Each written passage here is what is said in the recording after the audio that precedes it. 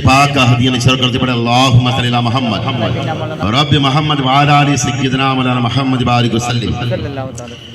एक मरतबा अल्लाहुम्मा सल्ली अला मोहम्मद रब्बि मोहम्मद व अला आलि सय्यिदना मौलाना मोहम्मद सल्लल्लाहु अलैहि वसल्लम। आवाज आपकी मुझ तक पहुंचनी चाहिए। एक मरतबा आले नबी पर अल्लाहुम्मा सल्ली अला मोहम्मद रब्बि मोहम्मद व अला आलि सय्यिदना मौलाना मोहम्मद बारिक वसल्लिम। सलात व सलाम दरीका या सय्यदी या हबीबी या तबीबुल्लाह सल्लल्लाहु अलैहि वसल्लम।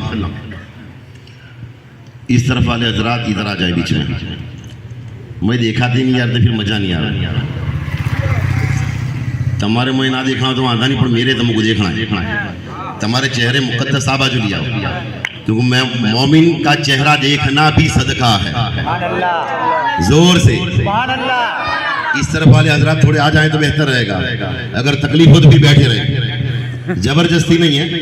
तकलीफ हो तो बैठे रहे, वरना सामने थोड़ा आ जाएं, थोड़े मुझे नजर भी आए कि मुझे पता चले किन किन लोगों के सामने मैं खिताब कर रहा हूँ। इसलिए मैं कहता हूँ चारों तरफ जो इर्द गिर्द दूर दराज इधर उधर पाकिस्तान, अमेरिका, लंदन बना हुआ है, वो इंडिया में चला है। और आज लोग चाहते भी हैं कि अखंड भारत करना। हम मुसलमान अखंड भारत बना कर रहेंगे। और मैं कहता हूं महफिल में चले आओ, कोई काम नहीं लूंगा। महफिल में चले आओ, कोई काम नहीं लूंगा। खुद जाम पिलाऊंगा, कोई दाम नहीं लूंगा। खुद जाम पिलाऊंगा, कोई दाम नहीं लूंगा। और मेरे आका की महफिल से कतराते हैं कुछ लोग, मेरे आका की महफिल से कतराते हैं कुछ लोग। आप खुद ही समझ जाएं, मैं नाम नहीं लूंगा। मैं खुद ही आप खुद ही समझ जाएं, मैं नाम नहीं लूंगा। और अली अली बोल रहा है, अली अली बोल रहा है, कानों में रस घोल रहा है। भाई आपकी इज्जत जा रही है मेरे सामने, आपकी आवाज बराबर नहीं आ रही सुभान अल्लाह की। मुझे कि आपकी आबरू चली जाएगी, मेरी नजरों में आप गिर जाएंगे, क्योंकि आपके अंदर सुभान अल्लाह बोलने का जज्बा ही नहीं है। सुभान अल्लाह। अली अली बोल रहा है, कानों में रस खोल रहा है। एक अली के नाम का नारा सबके सजरे खोल रहा है।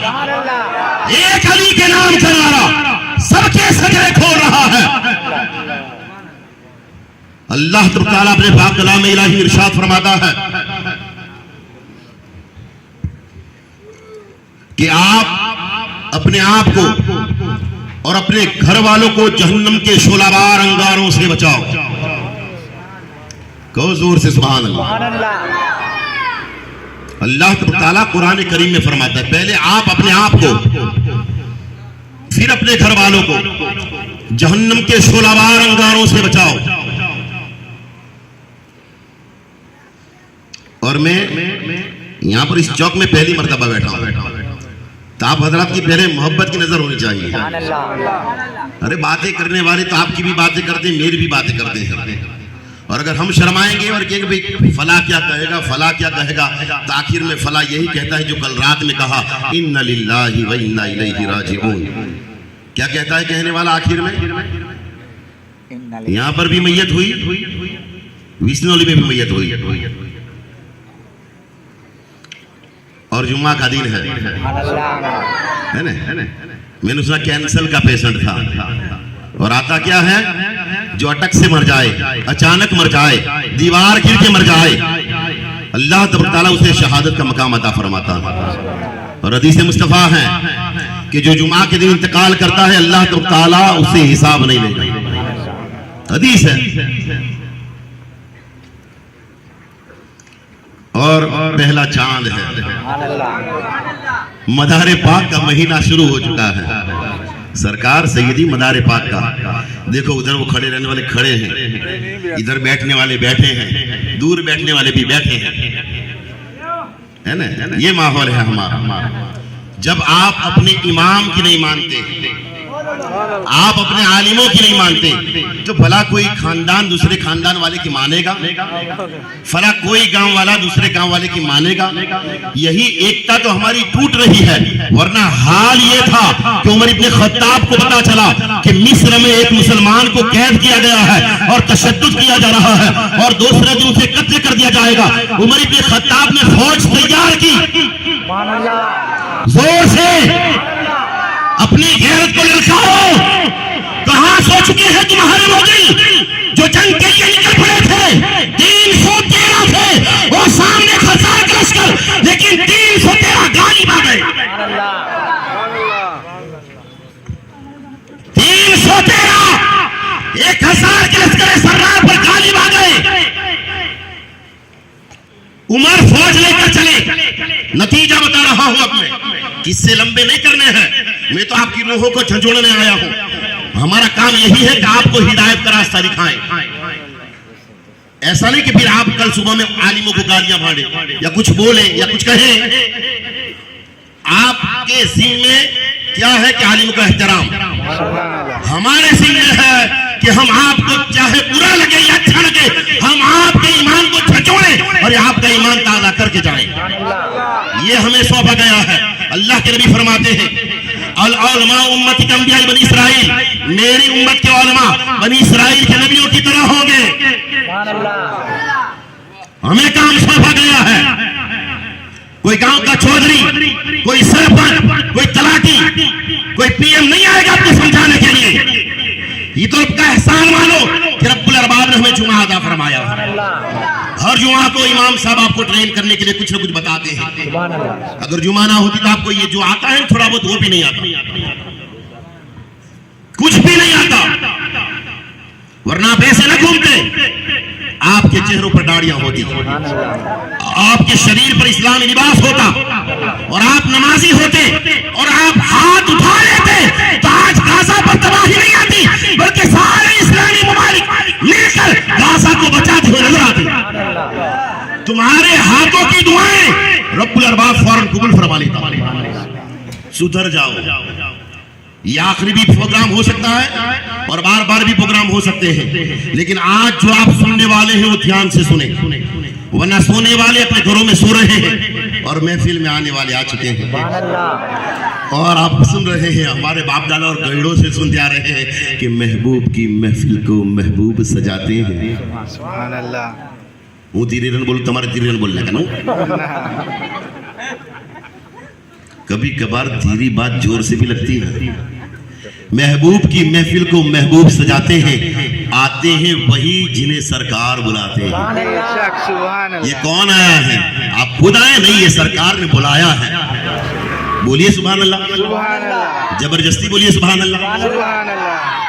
आका ने बुलाए तभी तो आए हैं। लेकिन हदीस भी है कि जब बंदे मोमिनो इकट्ठा होते हैं, अल्लाह उसके रसूल और उनके नबियों का चर्चा और जिक्र होता है, तो रब्बुल अरबाब जिब्राइल अमीन को भेज देता है। जिब्राइल पूछता है मौला क्यों जाऊं? रब्बुल अरबाब कहता है अपने नूरानी परों में रहमतें समेट कर ले जा और जो मजलिस में बैठे हैं उन पर अल्लाह की रहमतें बरसा दे। लेकिन जो दूर होते हैं उन पर नहीं बरसती। हमने जहां तक पढ़ा है वहीं तक हम बात करेंगे, है ना भाई। जहां तक हमने पढ़ा है वहीं तक बात होगी, बाहर की बातें हम नहीं करते। फिर कोई कहे ना भाई मौलवी साहब घर की झूठ झूठ करते हैं, नहीं। ये शरीयत मुस्तफा है, क्योंकि महफिल में जो होगा उसी को, वरना अगर नमाजियों के दरमियान सब में अगर जगह खाली हो जाए तो क्या कहते भाई शैतान दखल देगा, नमाज नहीं होगी, मसले। तो ये महफिल में क्या, ये बिल्कुल खाली खज मैदान पड़ा है, उसका क्या? ये नेपाल दाद से चला गया, अब चीन धीरे धीरे हमारा कश्मीर भी लेकर जा रहा है। देखो अब क्या होगा। हिंदुस्तान को मजबूत होना पड़ेगा कि नहीं? मजबूत बनना पड़ेगा हमें। और क्यों ना बने, धीरे धीरे हमारी हालतें तबाह हो रही है, हर चीज पर पाबंदियां लग रही हैं। इसलिए क्योंकि हम उस चीज को समझा नहीं पाए। मदरसे क्यों है हम समझा नहीं पाए। 3 तलाक क्या है हम समझा नहीं पाए। मस्जिदों का वकार और मर्तबा क्या है हम समझा नहीं पाए। अगर हम समझा पाते और आप समझ पाते तो आज मस्जिदें वीरान न होती, बल्कि आज अजान सुनकर हर एक घर का फर्द मस्जिद में दाखिल हो जाता। अजान सुनकर हर एक औरत अपने घर में नमाज के लिए मुसल्ला बिछा देती। और ऐसा नहीं है कि उसमें सवाब और नेकियां नहीं है। क्या हुक्म है? जब बंदे मोमिन, आप सुन चुके होंगे कि जब बंदा मोमिन वुजू करता है तो जब वो हाथ धुलता है तो अल्लाह तआला उसके हाथ के गुनाहों को माफ कर देता है। जब चेहरा धुलता है चेहरे के गुनाह माफ कर देता है। पैर धुलता है पैर के गुनाह माफ कर देता है। कुल्ली करता है रब्बुल अरबाब मुंह के और जबान के गुनाहों को मिटा देता है। कितनी गालियां हमारी जबान से निकलती हैं, कितनी मर्तबा हमारे पैर लोगों के कान भरने के लिए जाते हैं, लड़ने के लिए जाते हैं, बुराई करने के लिए जाते हैं। कितनी मर्तबा हमारे हाथ के इशारे लोगों को जलील कर रहे हैं, बदनाम कर रहे हैं। कितनी मर्तबा हमारी आंखें बदनिगाहियां करती हैं, आंखों का जिना किया जा रहा है। ये गुनाह कैसे माफ होगा? माफ हो जाते हैं। हदीस मुस्तफा अब क्या? ये तो वजू है जो नमाज का नाइब है।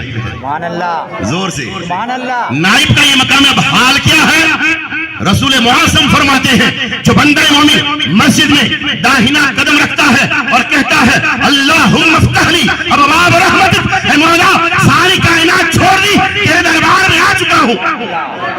जोर से तो रब कहता है ए फरिश्ता जा, इसके नामे अमाल से तमाम गुनाह सगीरा को मिटा दिया जाए।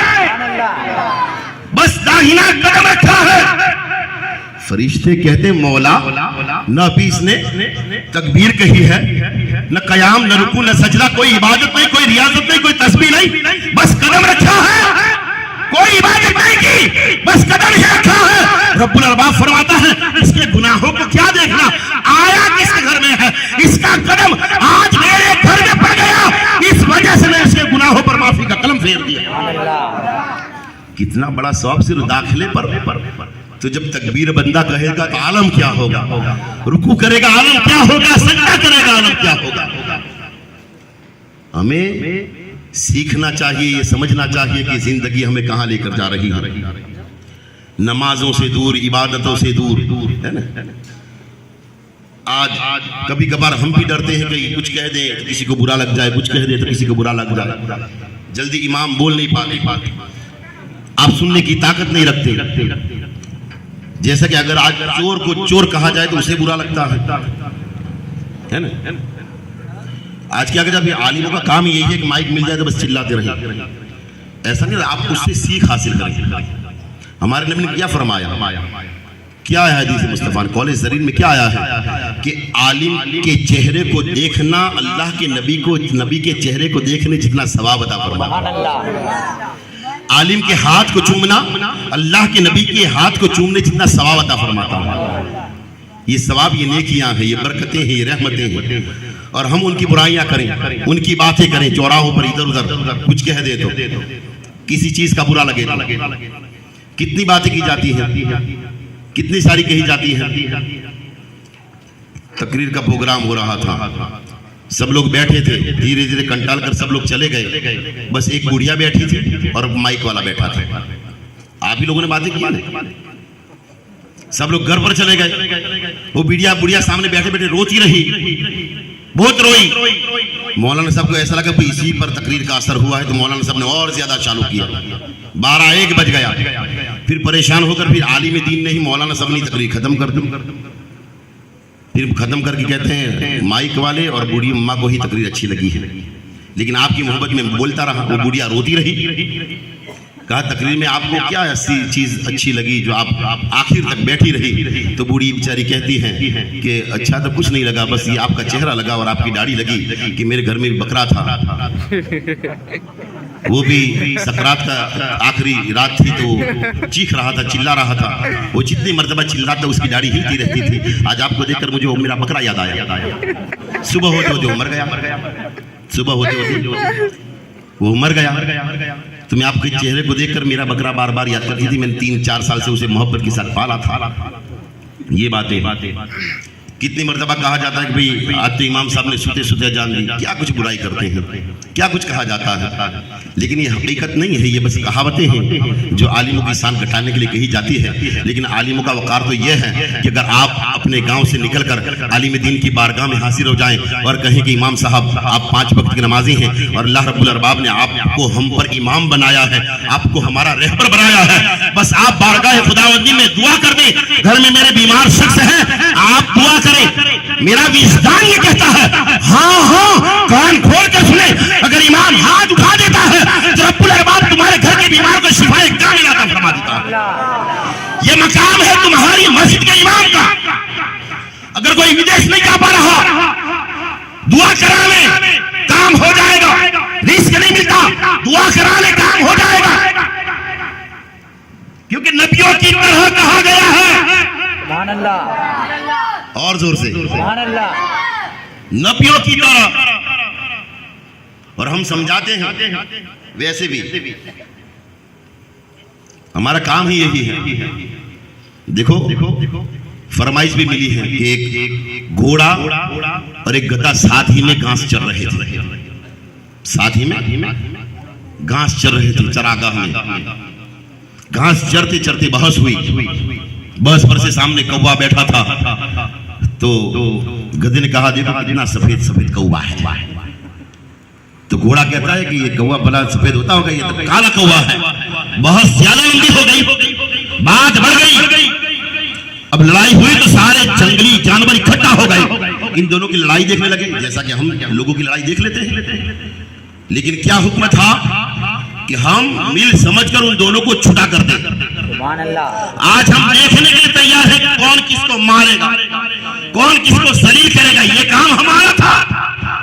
हमें तो कहा गया चुगली करने वाला, सुभान अल्लाह, गीबत करने वाला और गीबत सुनने वाला दोनों गुनहगार, दोनों गुनहगार।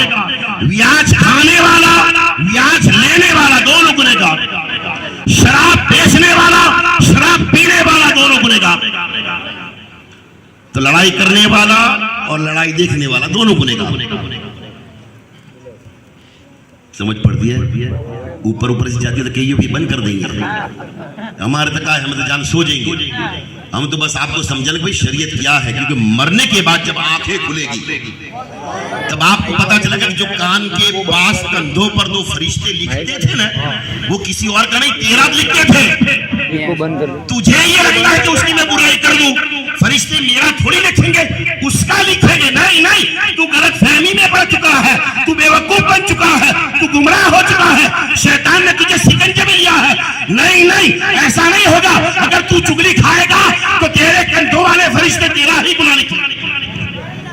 तू ये समझता है कि मेरा कोई सुनता नहीं है। अरे तेरे कान और जुबान के पास ही रब्बुल अरबाब ने फरिश्ते रख दिए हैं।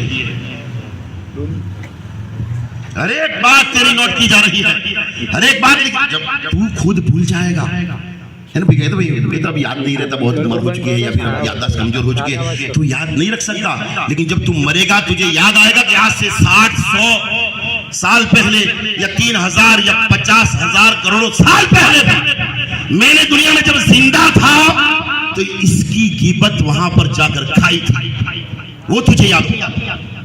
आज तो सोचता भाई उसको कह दिया और दोनों को लड़ा दिया, अच्छा कोई को खबर ना पड़ी, लेकिन मेरी तो बदनामी हो जाती। लेकिन नहीं, ये तो बस 5-6 हजार या 1 लाख रावली में होंगे, उससे ज्यादा नहीं होंगे, या 50 लाख की पब्लिक होगी। लेकिन कयामत का दिन 50,000 साल का एक दिन। ना जी है, चालू रखो, फिर गला बैठेगा हमारा प्रोग्राम चालू। अल्लाह के फजल से हमारा काम यह है कि लोगों को हर जगह पर जाकर जागरूक करना है ना। बिजली नहीं आती तो क्या होता है, लोग भूल जाते हैं कि बीजेपी या कांग्रेस ने कौन कौन से एहसान हम पर किए हैं, तो निकल जाते हैं भाई हमने आप पर यह एहसान किया, हमने वो जागरूक कर भाई हमने ये काम किया था, ये काम किया। वो अपने काम गिनवा गिनवा कर तुम्हें झंझोड़ा जाता है। तेरे गांव में सड़क नहीं बनवा दी, तेरे गांव में बस स्टैंड नहीं बनवाया, बगीचा नहीं बनवाया, गिनवा दिए ना। हमें वोट देना, हम वोट नहीं मांगते, ये हमारा काम ही नहीं। हम ये गिनवाते हैं कि हमारा नबी गारे सोर में होता रहा, गारे हिरा में होता रहा, जन्नतुल बकी में होता रहा। आला हजरत बोल पड़े वल्लाह क्या जहन्नम अब भी नसर होगा, रो रो के मुस्तफा ने दरिया।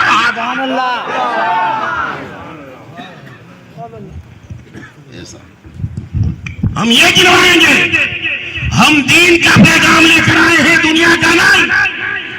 नारे तकबीर, नारे रिसालत।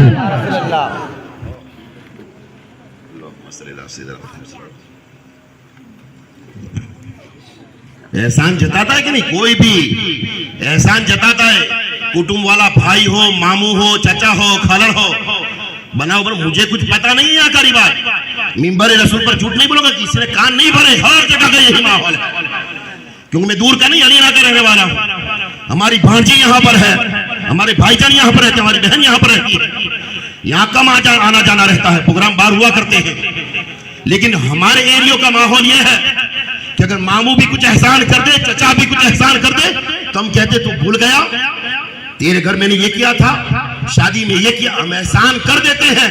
लेकिन हमारे नबी ने कुछ नहीं कहा, एहसान नहीं जतलाए। दुनियादार है जो पेपरों में दे देंगे, गांव गांव जाकर भाषणों में कह देंगे, हमारे नबी ने नहीं कहा। लेकिन कुरान में रब्बुल अरबाब कहलवाता है, कुल्ला असलुकुम अलैहि अजरन इल्लल मुअद्दत फिल कुर्बा। हे महबूब, आप कह दीजिए कि मेरे सदके में तुम्हें जो कुछ भी मिला है उजरत तलब नहीं करता, बस अपने अहले बैत से मोहब्बत, सैयदों से मोहब्बत, अहले बैत से मोहब्बत करो। एहसान जताने वाले एहसान जता जाते हैं, लेकिन अल्लाह के नबी ने नहीं एहसान जताया। इतने अच्छे अच्छे मौके पर रोए। देखो मर्द हैं, औरत मर्द का फर्क अलग अलग है। औरत कुछ भी बात सुनेगी फौरन आंखों से अश्क जारी हो, इसलिए कि अल्लाह रब्बुल अरबाब ने उसे नाजुक बनाया है। सुभान अल्लाह कहता रहा कि फिर मैं भी एक बंद कर दूंगा। मर्द को सख्त बनाया है, बड़े से बड़े हादसे की खबर खा जाए फौरन आंखों से अश्क जारी नहीं होंगे। कितनी मर्तबा अपने ज़मीर को झिझोड़ेगा तब जाकर उसकी आंखों से अश्क जारी होंगे, है कि नहीं? हाँ कहिए, सच्ची बात है। औरत छोटी सी बात होगी तब भी फौरन उसका दिल पिघल जाएगा, नाजुक है। हम मर्द हैं, सख्त कलेजा रखते हैं, चाहे कितनी भी परेशानी हो। और औरत भी जानती है कि ये हमारा मर्द, हमारा घर वाला कितनी मेहनत से मुशक्कत करता है। सारी जिम्मेदारियां उस पर, सारी कायनात की कीलें, जिस तरीके से झोपड़ा बनाया जाता है, घर बनाया जाता है, पतरे लगाए जाते हैं, वलियां बीम खड़ा किया जाता है, वो लकड़े का बोब है, बीम है, सारी के सारी खीलियां पत्थरों की उस बीम में ठोक दी जाती है। लेकिन बीम टस का मस नहीं होता। वैसे ही वो घर को संभाल रखता है, वैसे ही घर का मर्द होता है। चाहे जितनी भी परेशानी हो, मुसीबत हो, टस का मस नहीं रहता, मजबूत खड़ा रहता है। रब्बुल अरबाब ने ये वक़ार अता फरमाया है। तो औरत ये ना कहे कि हम पर हाकिम और बादशाह हमारे शौहर को बनाया है, मकाम ऊंचा रखा है। तो औरत ये भी सोचे कि रब्बुल अरबाब ने तेरी औलाद को तेरी गुलाम भी बनाया है। एक मर्द की अगर तू कनीज बन गई, गुलाम बन गई, लेकिन तेरे हाथ के नीचे जो तेरे बच्चे हैं वो तेरे गुलाम हैं, तेरे खादिम हैं। नाइंसाफी किसी के साथ नहीं की गई, हर एक के साथ इंसाफ किया गया। तलाक का मसला मुद्दत है, एक के बाद एक दूसरी तलाक दी जाए। तीनों तीन तलाक देना अल्लाह के नबी ने भी नापसंद फरमाया है, और हराम फरमाया एक साथ तीन तलाक देना। लेकिन कौन बताए दुनिया वालों को? आपको भी सीखना था ताकि आप भी कहीं पर खड़े हो जाते। तब बता, जब भी हमारा प्रोटेक्शन होता है, रैली निकलती है, जुलूस निकलता है, तो लोग पूछते हैं बताओ आप क्यों निकले हैं? माइक बढ़ा दिया जाता है, वो बेचारा जानता ही नहीं हम क्यों निकले हैं। उसे पता नहीं, जो नेता जो लेकर निकले थे वो पीछे पीछे आ रहे हैं, और लोगों से आप देखते हैं समाचार क्या होता है, जानता ही नहीं बेचारा, बस निकल गया है। तो जानना जरूरी है कि हम ये प्रोटेक्ट क्यों करते हैं, रैलियां क्यों निकालते हैं, तब जाकर लोग जानेंगे क्या हाल है। ये तलाक का मसला हम बता देते, लोग जान लेते, हर एक चीज का मसला हम बताते, लेकिन हम उसे जान ही नहीं पाए। यहाँ पर घोड़ा और गधा दोनों साथ में चल रहे थे, और कौवे काला है धोले में लड़ाई हो गई, जानवर सारे इकट्ठा हो गए। कहा क्या हुआ क्या हुआ? कहा ये दोनों बहस है। कहा क्या बहस है?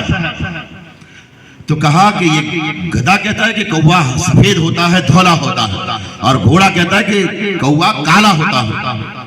अब मानने के लिए तैयार नहीं था गधा, लेकिन घोड़ा अपनी जिद पर अड़ा रहा कि नहीं, मैं इसे मनवा कर ही रहूंगा, जो हक है सच है। ध्यान से सुनना, वो घोड़ा सोचता रहा कि ये गधा ना माने, इसे सच मानना ही पड़ेगा। लड़ाई ज्यादा लंबी हो गई तो कहा कि चलो राजा के पास। राजा कौन था? शेर। शेर के पास एक मिसाल है, मुहावरा है, जैसे कि आप हमारे बारे में देते हैं, हम आपके बारे में देते हैं। सुभान अल्लाह। गधे को घोड़ा लेकर चला गया बादशाह के पास, शेर के पास। कहा क्या लड़ाई है? पूरे जंगल का माहौल बिगाड़ दिया है, दंगा फसाद लड़ाइयां तमाम लोगों की जाएगी, दूसरा कुछ धंधा नहीं, बस खाना पीना लड़ना, दूसरा कुछ ज्यादा नहीं। क्या बात है? कहा कि हम चल रहे थे और कौवा सामने से गुजरा, तो ये गधा बोला चलते चलते कि देखो कितना सफेद सफेद कौवा है। तो मैंने उसे कहा भाई कौवा काला है सफेद थोड़ी होता है, लेकिन ये मानता नहीं, आप फैसला करें। तो गधा फिर सर ला कर कहता है हाँ बादशाह सलामत, आप फैसला करें। तो शेर कहता है कि हाँ कौवा तो सफेद ही होता है, जा तू जीत गया, जा चला जा। सुभान अल्लाह। गधा जीत गया। अब जाते जाते गधा वापस मुड़ कर, जो गधेड़ा डबल होकार होकार करे। गधेड़ों का काम ऐसा है कि जो लड़ाई अब खत्म हो चुकी, फैसला हो चुका, फिर भी उसे क्या ज्यादा माहौल हिलाना है, क्या करना है, माहौल ज्यादा खराब करना है। वापस पलट कर आया, कहा कि बादशाह सलामत, शेर साहब फैसला तो मैं जीत गया, लेकिन मैं अच्छा खासा जंगल में घास हरी हरी चर रहा था और ये घोड़ा मेरी बात न माना और घास चरने की छोड़कर ठीक तुम्हारे पास आ गया हूं, तो कुछ तो बदला मिले। ये फिर से दूसरी मर्तबा मुझे परेशान न करे। कहा क्या करना है, कहा इस घोड़े को सजा दो, घोड़े को सजा दो। केस जीत गया तो सजा देनी थी। तो फिर शेर कहता है कोई बात नहीं, इसे 100 घोड़े लगाएगा।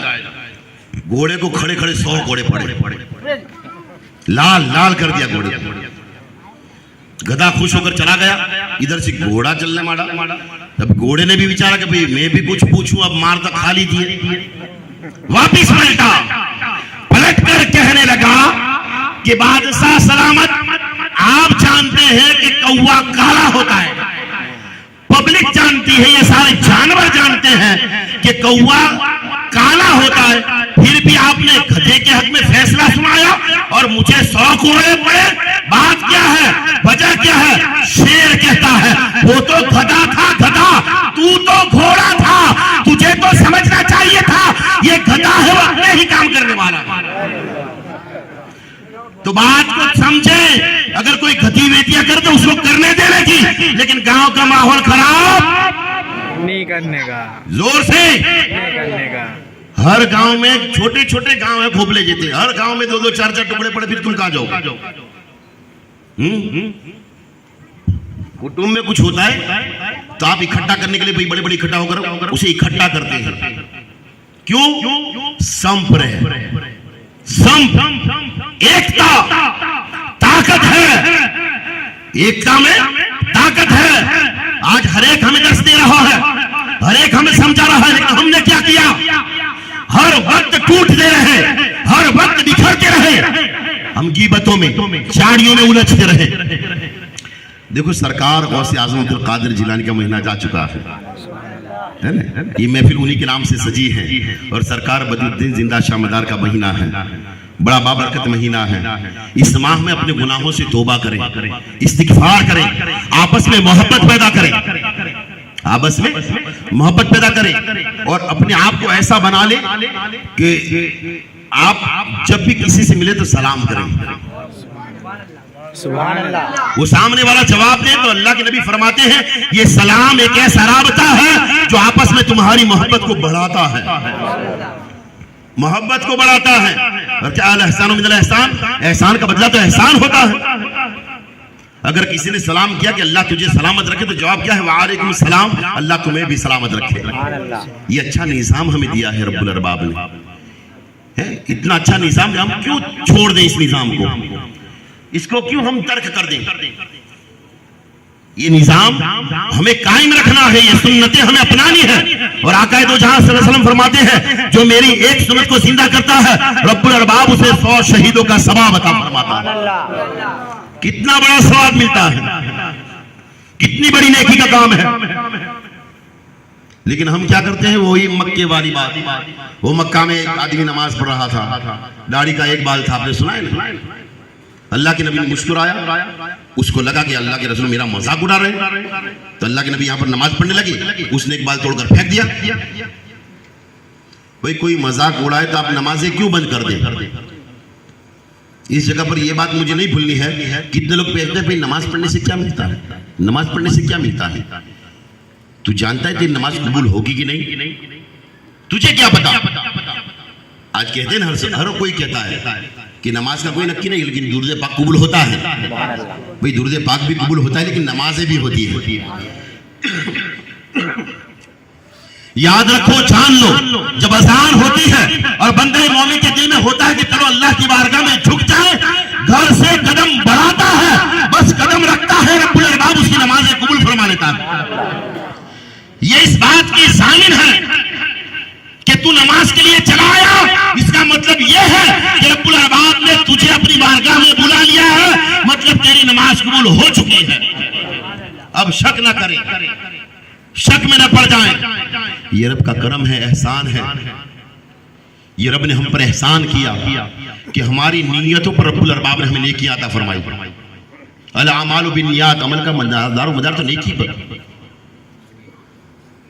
कुल्ला असलुकुम अलैहि अजरन इल्लल मुअद्दत फिल कुर्बा, सैयदों का एहतराम करने को दिया। मैंने आयत पढ़ी है कि आप अपने आप को फिर अपने घर वालों को जहन्नम के शोलाबार अंगारों से बचाओ।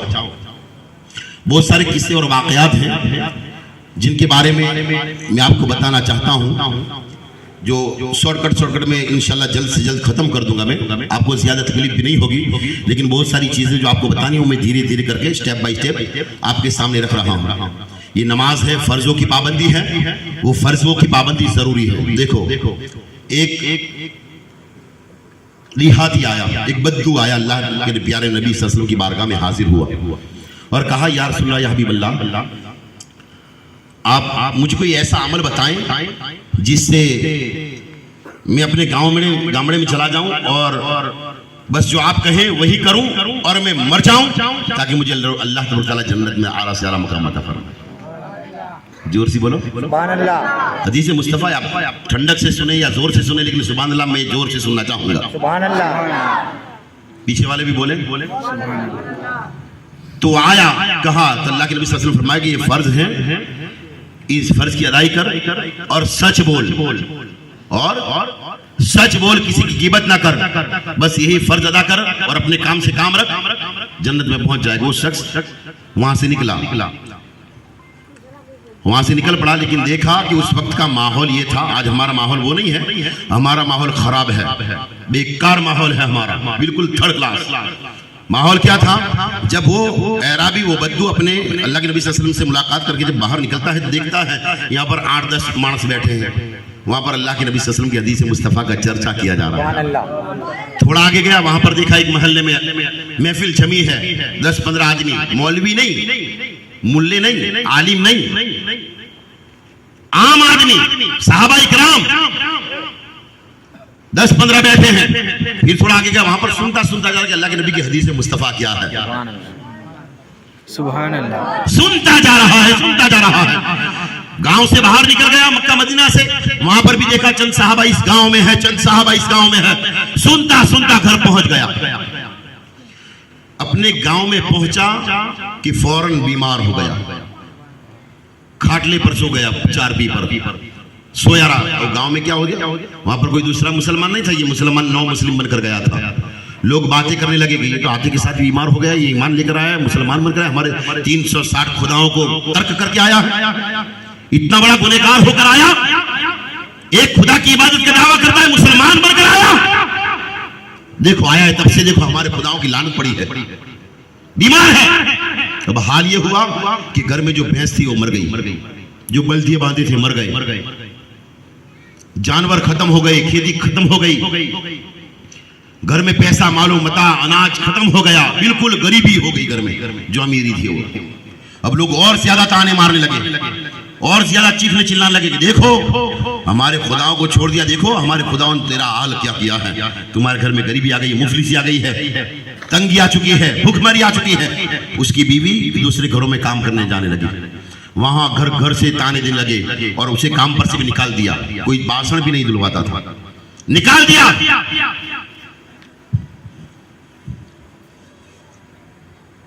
कुछ भी घर में नहीं बचा। अब तंग आकर उसने क्या किया, गाड़ा तैयार किया, सवारी तैयार की और उस बीमार शौहर को उस गाड़े में बिठाया और लेकर गुंबदे खजरा की जानिब चलने लगी, मदीना की जानिब चलने लगी।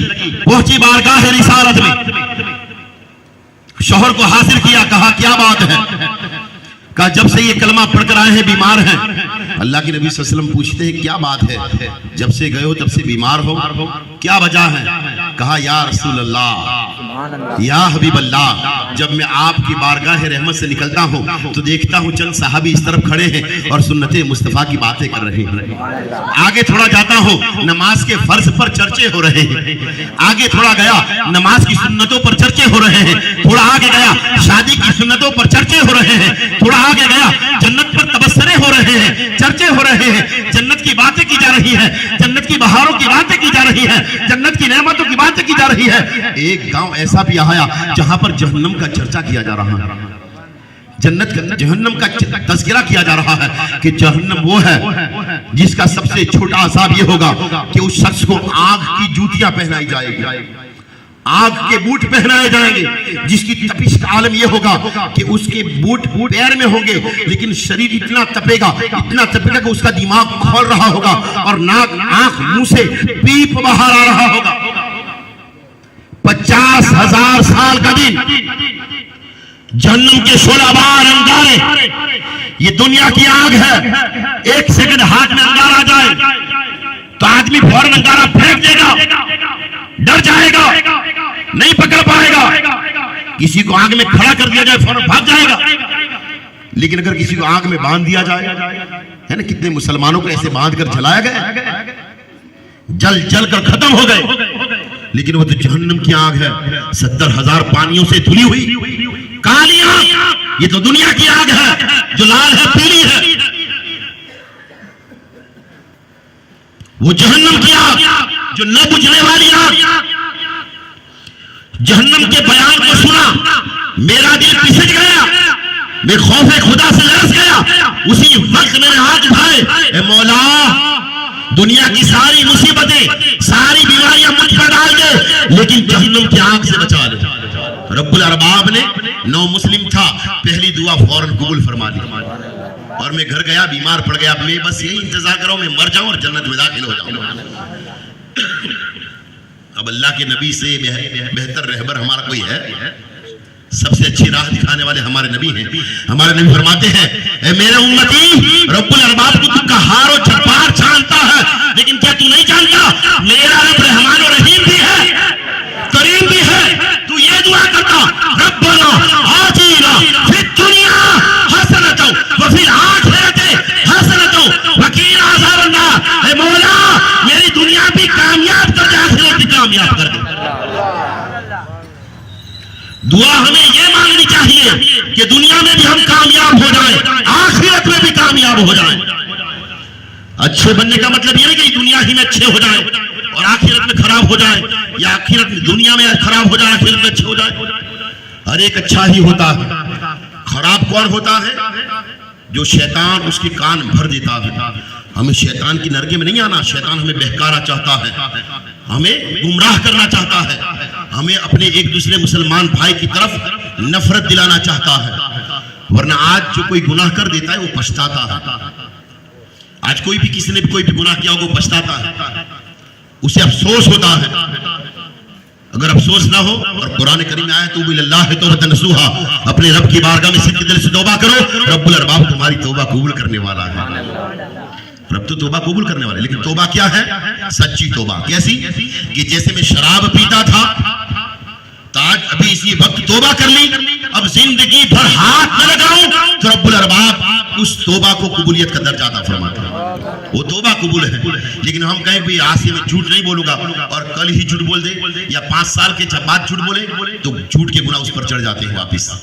लेकिन कोई तौबा कर ले तो रब्बुल अरबाब पीछे जो गुनाह किए उसे भी बख्श देता है।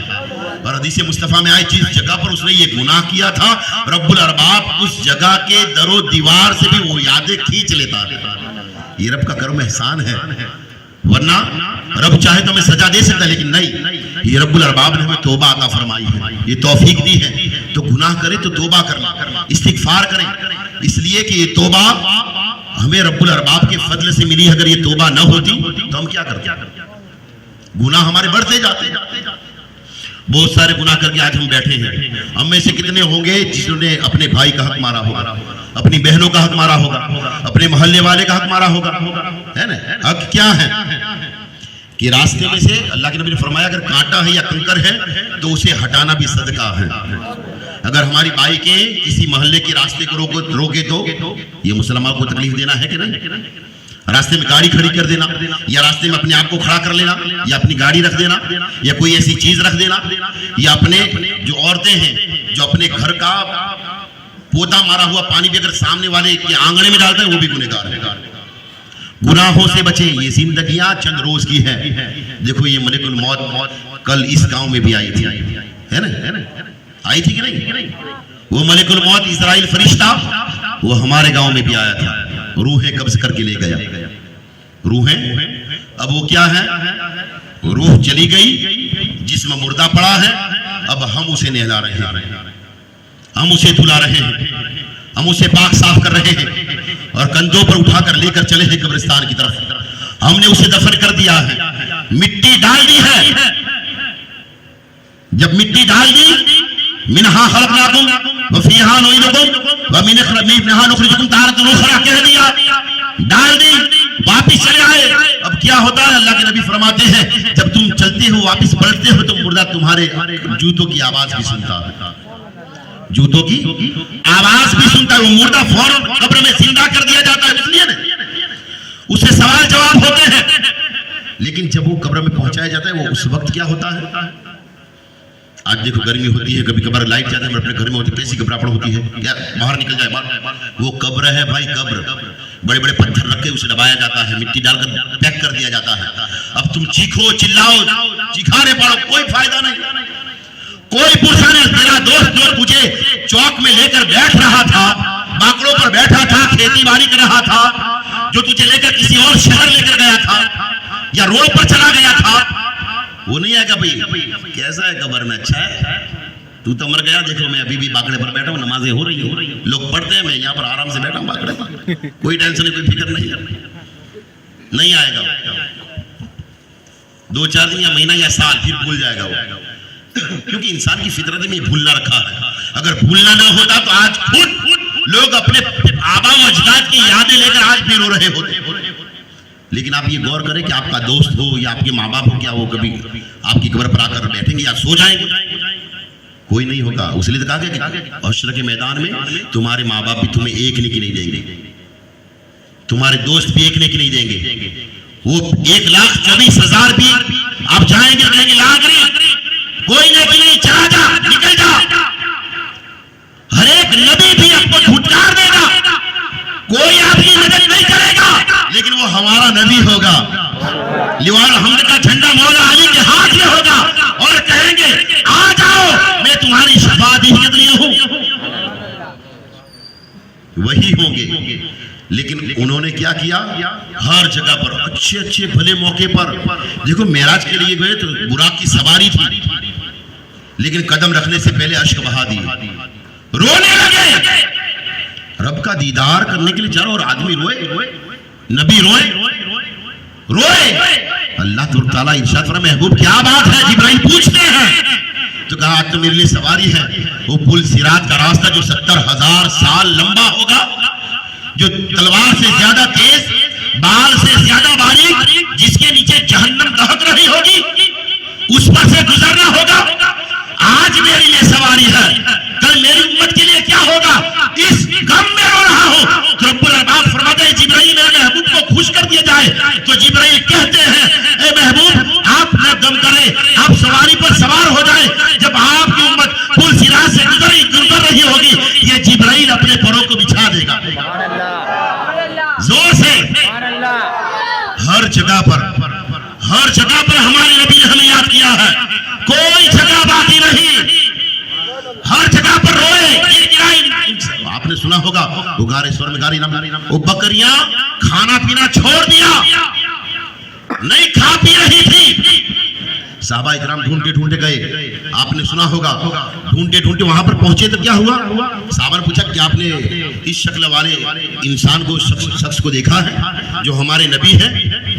कहा नहीं, उनको तो नहीं देखा, लेकिन इस पहाड़ी के ऊपर से किसी के रोने की आवाज आ रही है, जिसके गम में हमारी बकरियों ने खाना पीना छोड़ दिया और एक तरफ बैठी है, चरती नहीं है, बैठे बैठे बस रो रही है, और उनके रोने की वजह से मेरी आंखों में भी अश्क जारी है। मैं भी रो रहा हूं। साहबा इकराम समझ गए ये वही रोने वाला, यही उम्मिल कबी, यही हमारा नबी, यही रहमतुल लिल आलमीन, यही हमारा नबी है। गए देखा तो क्या है, पहाड़ी पर सजदा रेज है, पेशानी सजदे में है। रब्बे हबली उम्मती, रब्बे हबली उम्मती, रब्बे हबली उम्मती की सदाएं बुलंद है। रब की बारगाह में दुआएं की जा रही है। रब की बारगाह में दुआ गो है, ऐ मौला मेरी गुनहगार उम्मत को बख्श ले। हमारा नबी है, हमारा नबी है। एक मर्तबा भी तुमने सोचा कि हमारे नबी ने क्या कहा है? हमारे नबी क्या फरमाते हैं? कुर्रतु ऐनी फी सलात। जोर से बोलो, बस थोड़ी बार है। वैसे भी गर्मी मुझे बहुत पूरा शरीर भीग गया, गर्मी बहुत ज्यादा है ना। क्या कहा? कुर्रतु ऐनी फी सलात। और आला हज़रत ने क्या कहा? वल्लाह किया जहन्नम अब भी न सर्द होगा। रो रो के मुस्तफा ने दरिया बहा दिए हैं। और हमारे नबी क्या फरमाते हैं? कुर्रतु ऐनी फी सलात, कि नमाज मेरी आंखों की ठंडक है। वो आंखें जो गारे सोर में रोई, गारे हिरा में रोई, जन्नतुल बकी में रोई, अर्श पर रोई, फर्श पर रोई, हर जगह पर रोती रही। वो आंखें रो रो कर थक चुकी है। वो आंखें तुमसे नमाजों की ठंडक मांग रही है। क्या आप भी नमाज नहीं पढ़ोगे? नमाजों से दूर रहोगे? अरे ये खेतियां, ये नौकरियां, ये काम धंधे, ये शादी, ये ब्याह, ये मौत, ये मैयतें, ये अवसर, ये तो जिंदगी भर चलते रहेंगे।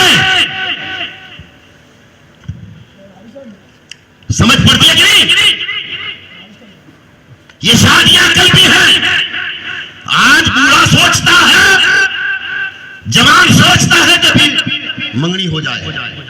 मंगनी हो गई, खुश हो गया, चलो शादी हो जाए, फिर अल्लाह की इबादत करेंगे। ऐसे ऐसे काम धंधे हमारे नौजवानी के आलम में। फिर क्या होता है?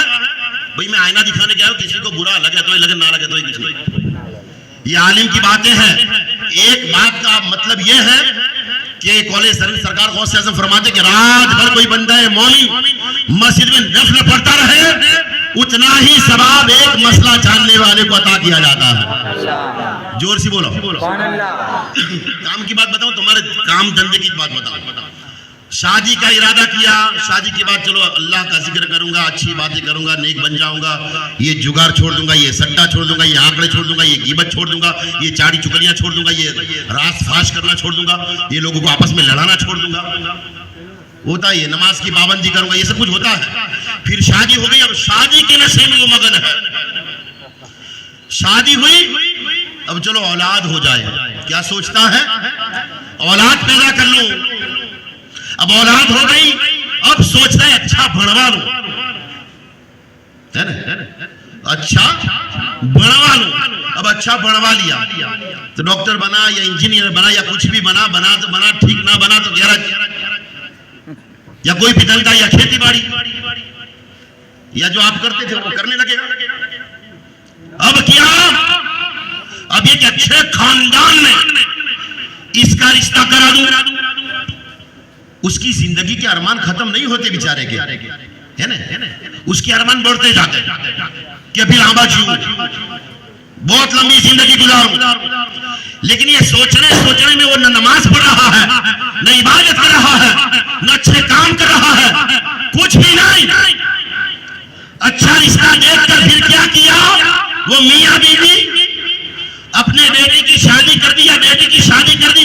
अब सोचता है नाते या नवासे देखो, है ना? नाते नवासे देखो।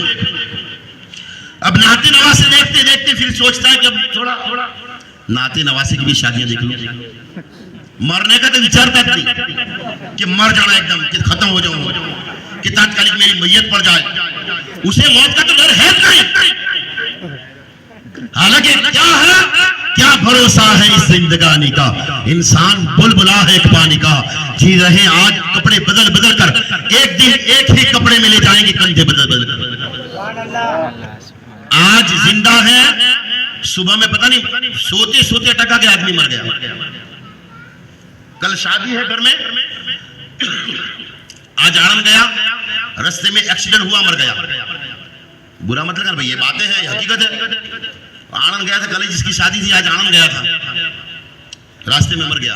कल शादी थी, 12वें में तो शादी थी, आज इंतकाल कर गया बेचारा, जवान छोकरा था। अफसोस होता है कि नहीं होता? मौत कभी कभार माँ के पेट में मर जाता है, पैदा होने के साथ मर जाता है। 3 साल की, 5 साल की, 10 साल की, 18 साल की उम्र में मरने वाले हैं, है कि नहीं? ऐसी मैयत है हमारे सामने। अपने हाथों से नीला दिला कर धुला धुला कर हमने कफन में लपेटे कि नहीं लपेटे? तब भी अक्ल काम नहीं करती, समझ नहीं पड़ती। मौत का कुछ भरोसा नहीं है। खेती बाड़ी करनी है क्या, लेकिन नमाज पढ़। बच्चों का विचारना है, पहले नमाज पढ़। अच्छी बीवी चाहिए, पहले नमाज पढ़। शादी करनी है, पहले नमाज पढ़। अच्छा कारोबार करना है, पहले नमाज पढ़। तू किसी के घर में क्यों झांकता है? तेरा घर पहले देख कि तेरे घर में कोई नमाजी है कि नहीं, कोई सच्चा है कि नहीं। तूने देखा कि उसके घर में ऐसा हुआ तो तू दूसरे 10 घर में कहने गया, तो तूने ये क्या किया? ये चुगली की, ये चाड़ी की, ये गीबत की। और क्या हुक्म है कि अपने सगे भाई को काट कर उसका गोश्त खाया, इतना बड़ा गुनाह तुझे होता है, फिर भी तेरे अंदर सुधार नहीं है, तो अपने भाई का गोश्त खाने के लिए तैयार है। तो जो सुनता है वो नहीं समझता कि ये अपने भाई का गोश्त खा रहा है, आज उसकी बुराई कर रहा है, कल ये मेरी उसके सामने करेगा, है ना हकीकत? आज वो आकर किसी और की तेरे पास बुराई कर रहा है, वो कल तेरी जाकर उसके पास करेगा। वो आए तो फौरन कह दो ला हौल वला कुव्वत, दूर चला जा, तू शैतान है। ये धंधे कहां से सीख कर आए हैं ये मुसलमान? ये लोगों से सीखे हैं, ये शैतान ने उसे गुमराह किया है। वरना उसको क्या जरूरत है किसी और के घर में झांकने की? भाई तू अपने घर को देखता अगर कि भाई मेरे घर में क्या माहौल है। हम गालियां घर में बोलते हैं तो हमारे बच्चे भी गालियां सीख गए। हम झूठ बोलते हैं, हमारे बच्चे झूठ सीख गए। हम दादागिरी करते हैं, नागई करते हैं, हमारे बच्चे भी नागई कर रहे हैं। हमने अपने घर के अंदर माहौल नहीं बनाया। कुरान कहता है, कुरान कि आप अपने आप को और अपने घर वालों को जहन्नम के शोला बारंगारों से बचाओ। तू किसी और को बचाने के लिए जा रहा है? तेरे घर में तो अंगारे भरे पड़े, तेरे घर में तो ये माहौल है, घर का ठिकाना नहीं, लोगों को सिखावट देने के लिए जा रहा है। ये काम है तुम्हारे। और होशियार तो इतने, अब क्या बताऊं, होशियारी तो इतनी मारने की जैसे कि उसकी जबान ही शहद का मुका, उसकी जबान से ही शहद निकलता है। और सामने वाला बेचारा बेवकूफ ये सोचा ये तो मेरा हमदर्द है, ये तो मेरी मदद करने आया है, देखा कैसे इसकी बात लेने आया मेरे पास है? इसकी बात बहुत अच्छा जगह है, बहुत अच्छा भाई बना है मेरा। उसकी देखो बात मुझे खबर पा दी थी, उसने क्या कर लिया आपको खबर पा, आपने क्या कर लिया? कोई जो कहे वो कहे, हमें उससे क्या गरज? हम ये देखें कि मेरा धंधा चलता है कि नहीं, मैं नमाजी हूं कि नहीं, मेरे घर में मेरी बीवी नमाज पढ़ती है कि नहीं, मेरे बच्चे पढ़ने चाहते हैं या नहीं। यही देखकर चले तो किसी गांव में झगड़ा नहीं होगा। हमने माहौल बिगाड़ दिया। अब नाते नवासे की भी शादी हुई तो सोचे कि अभी भी नाते पर पोता देखे, पर नवासा देखे, लेकिन मरने की आशा नहीं करता। क्यों? क्या हुआ है कि तुम्हें मौत का खौफ नहीं है? मौत का डर क्यों नहीं लगता? कितनी जगह पर मुसलमानों को मार दिया गया, कितनी जगह पर अचानक आदमी दुनिया से जा चुका है। हम कहते भी हैं कि कल तो अच्छा खासा, कल साजिद मिले, आज सबक को का मर गया, है ना? अच्छा था, कोई बीमारी भी नहीं थी, अच्छा खासा फिरते ला, मर गया। कैसे मर गया? बस अचानक मर गया। यानी मौत तो आ जाती है, इंसान की काम धरे के धरे रह जाते हैं। उसने सोचा होगा कल शादी करूंगा, कल खेत में खाद डालना है, तमाकू करनी है, या ये काम करना है, वो काम करना है, वो सारे पड़े हैं। और आंख खुली तो क्या देखा कि चारों तरफ लोग तो रो रहे हैं और मेरी मैयत सामने पड़ी है, मैं यहां खड़ा हूं, लोग रो रहे हैं। आप चीखेंगे, चिल्लाएंगे, भाई मैं जिंदा हूं, कोई आपकी तरफ तवज्जो नहीं करेगा। लोग आपकी मैयत को देखेंगे, आपकी मैयत को। और कितनी जगह पर ऐसा होता है, आपके गांव में पता नहीं है मुझे, मरान तो इसके तो यहाँ पर ऐसा शरीर में ऐसा था। वो नहलाने वाले कभी कभार बातें ऐब की बातें बाहर पाड़ देते हैं ऐब बाहर जाहिर कर देते हैं कि इसके तो मरा तो ऐसा था, इसके तो ऐसा था, है ना। मरने के बाद भी वो कीमत करने के लिए तैयार है। आदमी मर चुका है तब भी उसकी बदगोई की जा रही है। ये हमने मुआशरा बना लिया, ये हमारे काम है। हमें अपनी जिंदगी में सुधार लाना है, अपने आप को बदलना है, तब्दील करना है। लोग तो आज हमें मारने पर तुले हैं, हम आपस में लड़ेंगे तो फिर बाहर वालों का क्या, जो खुद सामने से आज एक तूफान आ रहा है। आप अंदर अपने आप से मुकाबला करेंगे या बाहर वालों से लड़ेंगे? ये हिंदुस्तान है, हिंदुस्तान ये हमारा इंडिया है। हमें इसका माहौल सही तरीके से बनाना है। जिस तरीके से आज तक माहौल हमारी हुकूमत में था, हमारी 1000 साल की हुकूमत में हर एक इंसान सुकून से रहता था। जब हमारे हाथ में हुकूमत थी, हमारे हाथ में हमारी गुनाहों की वजह से हुकूमत चली गई, आज दुनिया हम पर राज कर रही है और हमें दबाया जा रहा है, हमें परेशान किया जा रहा है। देखो वो शख्स, ये हदीस मुस्तफा जैसे ही सुनी, अल्लाह के नबी ने फरमाया कि तू अजाब की क्यों उम्मीद रखता है, हमारा अब तो रहमान और रहीम है, करीम है। तू बस दुआ कर दे कि अल्लाह ताला तुझे दुनिया में भी कामयाब करे, आखिरत में भी कामयाब करे। ये हमें अल्लाह के नबी ने सिखाया है, अल्लाह के नबी ने हमें बताया है, अल्लाह के नबी ने हमें दर्श दिया है। वरना आप बेशुमार किस्से जानते होंगे। एक नौजवान था जो बादशाह के दरबार में, उसकी बीवी काम कर रही थी महल में, रानी महल में। उसकी बीवी बीमार पड़ गई। इंशाल्लाह फिर कभी बयान होगा, ये आखिरी बात बता दूं कि उसकी बीवी बीमार पड़ी, बीमार हो गई उसकी बीवी। तो उसने क्या किया, अपनी बीवी ने, उसकी बीवी ने कहा कि तुम उस महल में जाओ, 2-3 दिन में अच्छी हो जाओगी, उसके बाद फिर मैं खुद नौकरी पर चली जाऊंगी। वो नौजवान था, नई नई शादी हुई थी।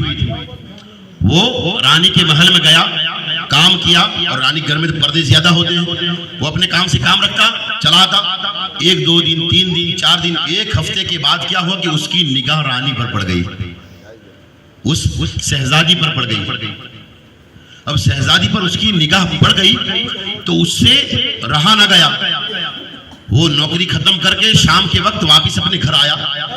तब बीवी बीमार थी, अब आते ही उसका शौहर बीमार हो गया, उसका धनी बीमार हो गया।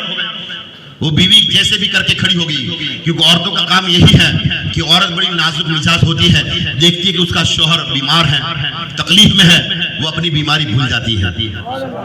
ये रब की बहुत बड़ी नेमत हमें अता फरमाई है ना। बीवी अल्लाह ताला की जानिब से बहुत बड़ी नेमत है, वरना आदम अलैहिस्सलाम को जन्नत में रखा था। दूध की नहरें, शहद की नहरें, जन्नती फल, सारी चीजें मौजूद थी, लेकिन आदम को सुकून न मिला। हालांकि जन्नत में हर चीज का सुकून है, लेकिन ठंडक न पड़ी। कहा है मौला बेसुकूनी है, तो रब्बुल अरबाब ने हजरत आदम अलैहिस्सलाम की बाईं पसली से हजरत माँ हव्वा को पैदा किया। माँ हव्वा को पैदा किया। माँ हव्वा पैदा हुई, पास में बैठी है। भैया अपने बधू की माँ पैदा हुई है, सुभान अल्लाह। तो क्या हो, माँ हव्वा को कहां से पैदा किया? बाईं पसली। कौन सी बाईं पसली? जो दिल के करीब हुआ करती है ना, दिल के पास। वो फेंक देने की जगह नहीं, वो दिल के पास रखने की जगह है। बाईं पसली से पास में बैठी है। आदम इस्लाम देखा, एकदम भड़क गए, ये क्या है? लेकिन देखा तो बड़ी खूबसूरत, हम सब की माँ हसीन और जमील हजरत माँ हव्वा। देखकर पास जाने की कोशिश की, रब्बुल अरबाब फरमाता है रुक जाओ आदम। आदम रुक गए। कहे मौला ये जन्नत मुझे दी है और जन्नत की सारी नेमतें भी मेरी है। कहे आदम ये औरत है, ये तेरे हक में नहीं आएगी, इसकी महर देनी पड़ेगी, इसकी कीमत देनी पड़ेगी। ये नेमत है, इसका बदल कुछ देना पड़ेगा। रब कहता है ये जिंदगी, ये जिस्म, ये जन्नत, ये सारी चीजें तो तेरी है, मैं क्या दूं? रब्बुल अरबाब फरमाता है, ए आदम मैंने तुझे तैयार किया, तेरा खमीर बनाया, तुझे तेरे जिस्म में रूह फूकी, तुझे जिंदा किया, लेकिन मैंने तुझे ज़बान अता फरमाई है। जोर से बोलो सुभान अल्लाह, और जोर से बोलो सुभान अल्लाह। मैंने तुझे ज़बान अता फरमाई है। इसका हक के महर यह है कि मेरे महबूब पर दुर्दे पाक पर और हवा के ऊपर हलाल हो जाएगी। भाई हमारे आका पर दुरूद पढ़ने की बात है, कहो जोर से सुभान अल्लाह। लेकिन मुफ्त में नहीं दी गई, महर तय किया गया, महर दिया गया, फिर मां हुआ कबूलियत में आई, फिर मां हुआ।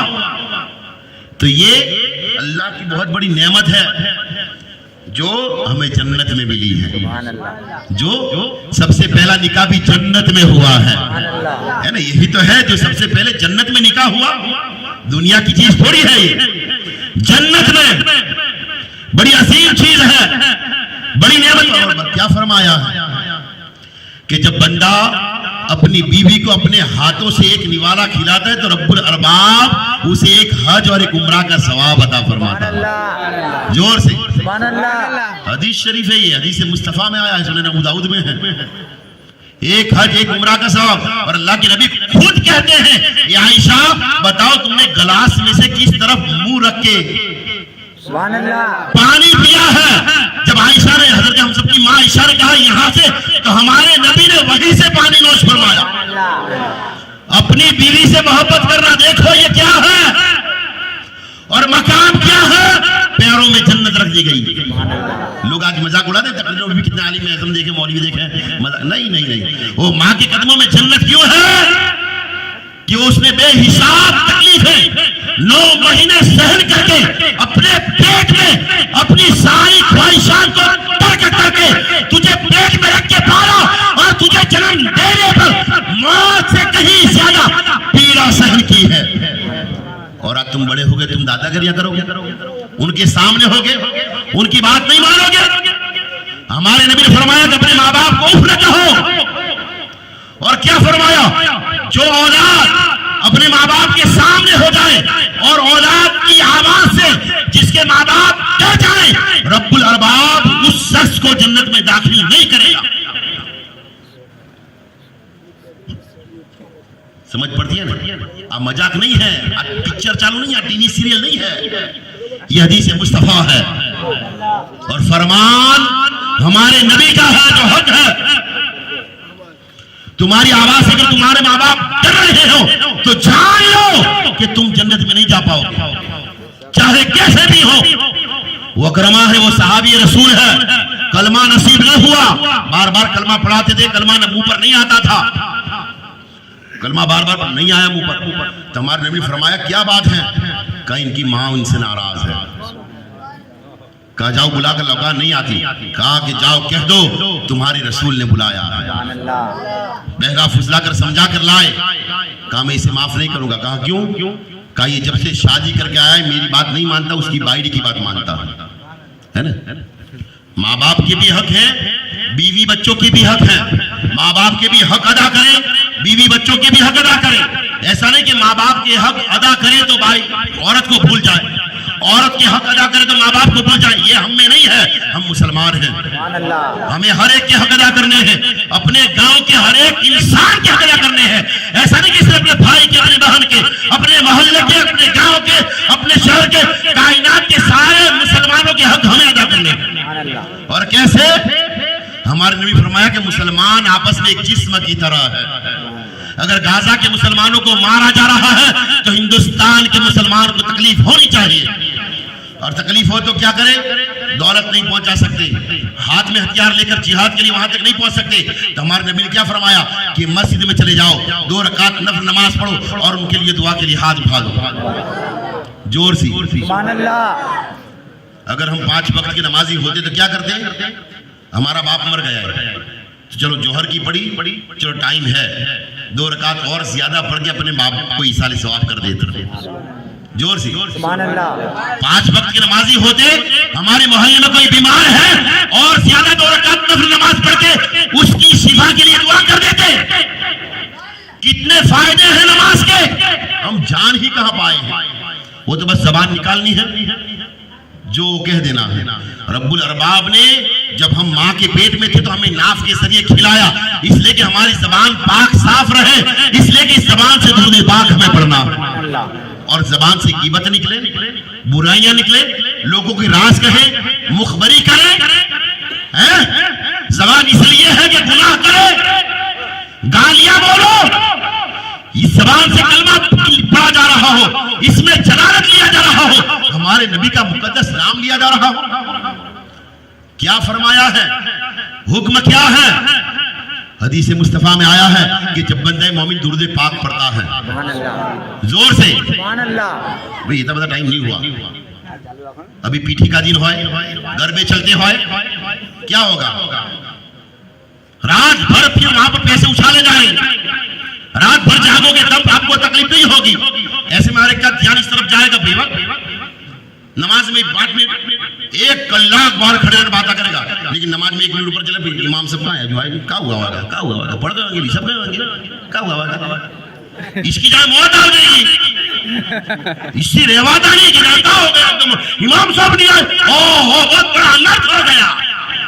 ऐसा बेचारा, इसको टाइम बहुत कीमती लगाना बनता है मस्जिद में, बाहर 1 घंटा बैठकर किसी की बुराई करेगा, लेकिन मस्जिद में तो पाबंद है ना, सोई की लोग बड़ी इमाम साहब है बेचारे, सिरात मुस्तकीम तो नहीं है जाएगा, इमाम को तो 1 लाख रुपए पगार दिया है।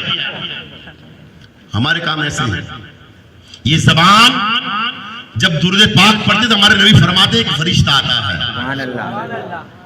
जोर से बोलन भाई, जबरदस्ती बोलवाना का ये तुम्हें ही नहीं क्या मिलती है, लेकिन मैं क्यों बोलवाता हूं कि मैं जरिया बना आपको बोलवाना का, तो आप इतने सारे लोग एक साथ मिलकर बोलते हैं, जैसे कि आप 50 हैं, 500 हैं, मैं तो एक मर्तबा सुभान अल्लाह बोल सकता हूं, लेकिन मैं बोलूंगा कहो सुभान अल्लाह, तो आप 500 लोग हैं तो 500 मर्तबा कहेंगे, तो आपको तो सवाब 500 का मिलेगा, लेकिन आप सबने मिलकर 500 मर्तबा सुभान अल्लाह कहा, वो पूरा 500 का सवाब मुझे भी मिलेगा।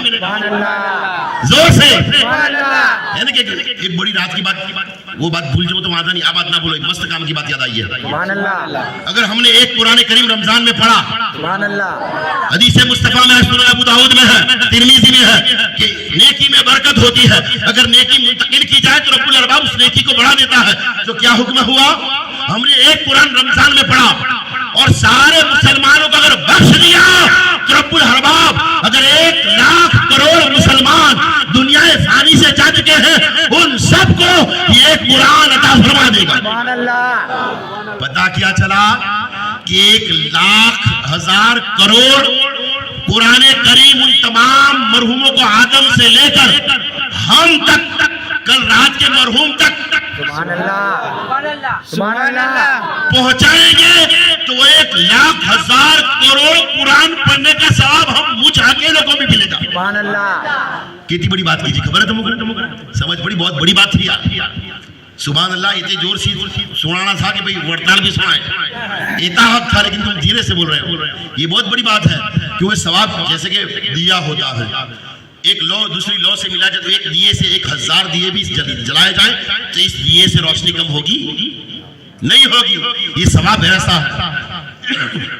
तो फरिश्ता आता है, हमारे लब से उसके लब मिला देता है, सुभान अल्लाह, सुभान अल्लाह, हमारे होठों से इसके होठ मिला देता है। हालांकि फरिश्ता तो नूरी होता है, हाथ पैर ऐसा मतलब कुछ ना मर्द ना औरत, नूरी मखलूक है, लेकिन हमारे नबी की हदीस है, वो हम अपने लब को हमारे लब से मिलाता है। सुभान अल्लाह, दुरूद पाक जब हम पढ़ते हैं तो ये मकाम है कि ये हमारे गुनहगार होठ है ना, गुनहगार है कि नहीं, हम इस जबान से कितने झूठ हमने बोले होंगे, कितने लोगों को हमने लड़ाया होगा, कितनी वबालें पैदा की होगी, कितने दंगे फसाद कराए होंगे, कितने लोगों को हमने फंसाया होगा, कैसे कैसे गुनाह किए होंगे, लेकिन ये देखो दुरूद पाक की बरकत देखो, वो फरिश्ता हमारे लब से अपने लब मिलाता है और अपने मुंह में भरकर वो दुरूद पाक ले जाता है। कहाँ जाता है? गुंबदे खजरा जाता है, मदीना मुनव्वरा जाता है, हमारे नबी की बारगाह में वो दुरूद पाक पेश करता है। हमारे नबी जानते हैं कि किसने भेजा है, लेकिन फरिश्ता कहता है रावली की सरजमीन पर फला बिन फला ने, वो आपका नाम लेता है, आपके बाप का नाम लेता है, आपके आपके दादा का नाम लेता है और कहता है या रसूल अल्लाह, या हबीब अल्लाह, रावली की सरजमीन पर फला बिन फला ने आप पर दुरूद पाक भेजा है। कितनी बड़ी नेमत है, कितनी बड़ी अल्लाह की रहमत है। देखो कितना बड़ा हमें शर्फ, और इस जबान से, इस लब से ये हमें शोभा नहीं देता मुसलमानों। आप सोचते हो ये मौलाना को लड़ाने के लिए बुलाया? नहीं, हम लड़ाने के लिए नहीं आए हैं। जो प्रोग्राम रखने वाला मालिक है ना, मालिक, उसने कहा था कि भाई आपका प्रोग्राम मुसलमानों को थोड़ी हिम्मत देता है, थोड़ा जज्बाती बनाता है, तो आप आएंगे तो धीरे धीरे इंशाल्लाह महीने में या 2 महीने में कभी कभार आपका प्रोग्राम रखते रहेंगे, ताकि लोग आपकी जबान से, आपके थ्रू, आपके वसीले से कुछ जाने, सीखे और गांव का माहौल अच्छा हो। मुबारकबाद है वो लोग जिन्होंने आज प्रोग्राम रखा है। इसके जरिए आप जान पाएंगे कि हम मुसलमान क्यों होते हैं, हमें क्या करना है। आप लोग पहले बातें कर पे लड़ाने के लिए या गीबत करने के लिए या ये करने के लिए, ये इसलिए प्रोग्राम नहीं रखा गया है। ये आपको बताने के लिए, समझाने के लिए कि मुसलमानों का काम क्या है। मुसलमानों के धंधे ऐसे नहीं है। मुसलमानों का काम यह है कि जब मुसलमान रास्ते से गुजर जाए तो देखने वाला गैर मुस्लिम भी ये कहे ये मुसलमान ऐसा है तो उसका नबी कैसा होगा। हमारा काम ये होना चाहिए, वरना सुन चुके हैं कि पहले मुसलमान को देखकर पूरी बस्तियां मुसलमान हो जाया करती थी। ये हमारा किरदार था। हमने आज किरदार ये बनाया कि आज हमें देखकर मुसलमान भी गैर हो रहे हैं, हमें देखकर। और लोग हमें देखकर इस्लाम जानते हैं, हमें देखकर वो समझते हैं कि मुसलमान ऐसे होते हैं। तो हम ऐसे बन जाएं कि लोग हमें देखें तो पता चले कि कुरान किसे कहा जाता है ना। इमाम हुसैन ने नेज़े पर चढ़कर भी कुरान सुनाया और दुनिया को दिखाया कि देखो मुसलमान ऐसे हुआ करते हैं। और आप जानते हैं कि इमाम हुसैन ने ये इतना सारा बोझ क्यों झेला, इतनी सारी कुर्बानियां क्यों दी। पूरा खानदान राह हक में निछावर कर दिया, सारा खानदान शहीद करा दिया। आखिरी लम्हे भी कहते रहे कि तौबा कर लो, इस्तिगफार कर लो, माफी मांग लो, मेरे नाना से तुम्हारी बख्शिश कराऊंगा। नहीं समझ पड़ी नहीं, थोड़ी चिमटी जाऊं तुमको। यार पावर आपके अंदर ट्रांसफर करना पड़ेगा, सर्विस की आपको जरूरत है। अब अगर आपका सगा भाई या आपके गांव वाला कोई दूसरा आपसे लड़ाई हो जाए तो आप कहते भाई मरते जीवते की उड़ गई, शादी तो दूर की बात है, तेरी मैयत में ही ना आए, है ना। बहुत बड़ी बात नहीं, बस कोई छोटी मोटी बात थी। लेकिन यहां पर क्या था, यहां पर मुस्लिम बिन अकील को शहीद किया गया, उनके दोनों बच्चे और मोहम्मद को शहीद किया गया।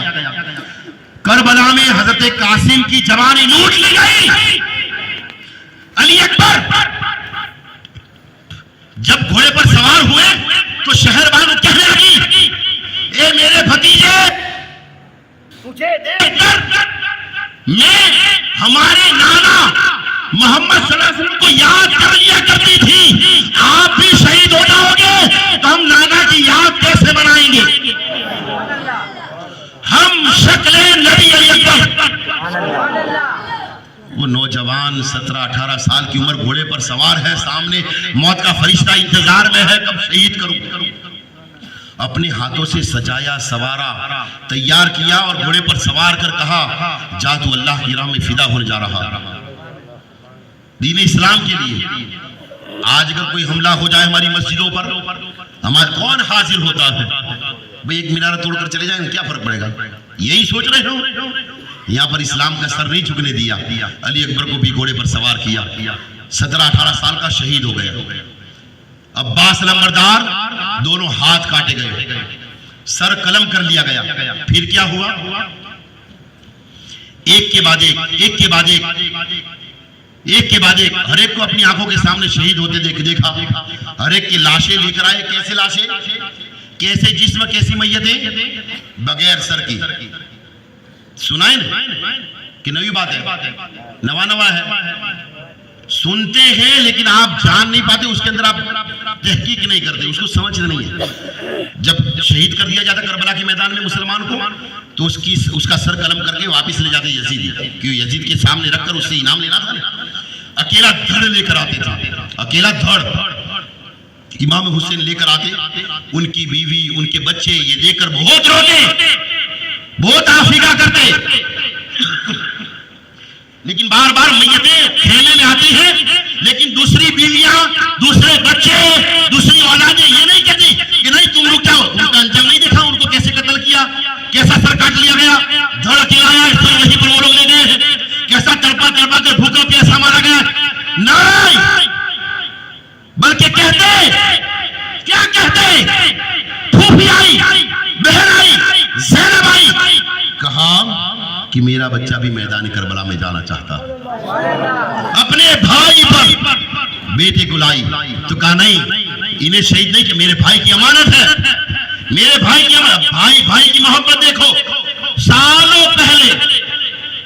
पहले कासिम के गले में इमाम हसन ने तावीज मांगा था जोर से, अरे कल परसों धंधा कर लेना, परसों कामकाज कर लेना, कल पूरा दिन सो लेना नमाज के बाद, लेकिन आज जाने के करबला में क्या हुआ था, कैसी कुर्बानियां दी थी। सालों पहले से हसन जानते थे, इमाम हसन जानते थे कि ये करबला के मैदान तैयार होगा, पहले से गले में तावीज बांध दिया। पहले से इजाजत लेने के लिए गई, फूफी गई, हजरत शहरबानू गई, हजरत ज़ैनब गई तो मना कर दिया, नहीं मेरे भाई की निशानी है, नहीं इसे शहीद करने नहीं भेजूंगा, क्योंकि कोई भी जाता है मैदान में शहीद होकर आता है, मर कर आता है, कत्ल होकर आता है, नहीं मिली इजाजत। तो वापिस अपने खेमे में आए तो फूफी को और इमाम हसन को याद आया कि इमाम कासिम को याद आया कि मेरे वालिद ने मुझे तावीज पहनाया था और कहा था जब सबसे बड़ी मुसीबत आए ये तावीज खोलना। जिंदा थे तब से पर्दा फरमाने के बाद अपने भाई पर जो मुसीबत आने वाली थी उसकी फिक्र, यहाँ जीवते जीवत अपने भाई को मारने के लिए हम तैयार हैं। पड़ती है ना समझ, कैसी मजाक दिया खरी खरी। हमने काम ही ऐसे किए हैं, हमारे काम ही ऐसे हो चुके हैं। हमने तो पहले से जीवते जीवत अपने गांव में कयामत ला चुके हैं, और लोग देखकर डरते हैं कि भाई देखो ये संप इस गांव में नहीं है तो हमारे गांव में थोड़ी होगा। वो लोग इस काम से दूर हो जाते हैं। हमने एकता नहीं की, हमने मोहब्बत नहीं की एक दूसरे से, एक दूसरे की शादी में, ब्याह में, मैयत में एक दूसरे की मदद नहीं की। हमने ऊपर से कान भरे हैं, उसको तोड़वाने की कोशिश की है, उसे बिगाड़ने की कोशिश की है। अगर हम अच्छा करते तो रब्बुल अरबाब हमें सवाब अता फरमाता, लेकिन बुरा करते तो रब्बुल अरबाब हम पर लानतें फरमाता। वो तावीज खोला तो उन लोगों की आंखों में अश्क आ गए कि इमाम हसन जो सालों पहले शहीद हो चुके हैं, और कैसे शहीद, जहर दे देकर शहीद किया, और दुश्मनी इतनी ज्यादा कि उनका जनाजा जब अपने घर से बाहर निकला तो 32 तीर उनके जनाजे पर मारे गए। हजरत ज़ैनब ने जब जनाजा वापिस घर में आया तो ज़ैनब ने एक एक तीर अल्लाह अकबर कह के बाहर खींचा है। ऐसी दुश्मनी सैयदों से लोगों ने की है। और आला हजरत ने अपना अमामा सैयद के कदम पर रखकर कहा, अपना अमामा सैयद के कदम पर रखकर कहा कि खानदान रसूल आप पर इतना जुल्म हुआ है कि ये मेरी पगड़ी, ये अमामा आपके कदमों पर है, अब करबला न हो कभी करबला के बाद। ये कहने वाले इमाम अहमद देखा, पहले से लिखा हुआ था वो खत, वो तावीज लाकर इमाम हुसैन के हाथ में दिया, कहा देखो बाबा जान, ये मेरे वालिद ने पहले से मुझे इजाजत दी है। तावीज देखा तो कहने लगे वाह मेरा भाई, मेरा ईमानदार भाई, मेरा दिल जान भाई, मेरे जिगर का टुकड़ा भाई, तुझे पहले से पता था कि मुझ पर यह मुसीबत आने वाली है, पहले से अपने बच्चे को मेरे ऊपर निछावर करने के लिए तैयार कर रखा। आज तुम तैयार हो नहीं हो, बल्कि अपने भाई का काम बिगाड़ने के लिए तैयार हो। ऐसे काम कर रहे हैं, कलमा मुस्तफा जाने रहमत का, कलमा अल्लाह रब्बुल अरबाब का, और आपस में फसाद मचाना, ये काम हमारा है। देखा तावीज, इजाजत दे दी, मेरे भाई की इजाजत है तो फिर मेरी भी इजाजत है। गए वो भी शहीद, एक के बाद सब शहीद हो गए। बहुत लंबी बात होगी, फिर कभी बोलूंगा। सब शहीद हुए तो क्या हुआ, हर एक को शहीद करने के बाद भी आखिर में खड़े हो गए, आखिरी बचे। मौला अली का बख्तरी सामान बांधा, तलवार जुल्फिकार हाथ में ली, अमामा अल्लाह के नबी का सर पर बाजा सजाया, मैदान करबला में गए। डायरेक्ट हमला नहीं किया, डायरेक्ट लड़ने ना माने। आज तो कोई ना कुछ कह दिया, घर पर खड़ा रहे, कहां गया, मैंने ऐसा किया ना।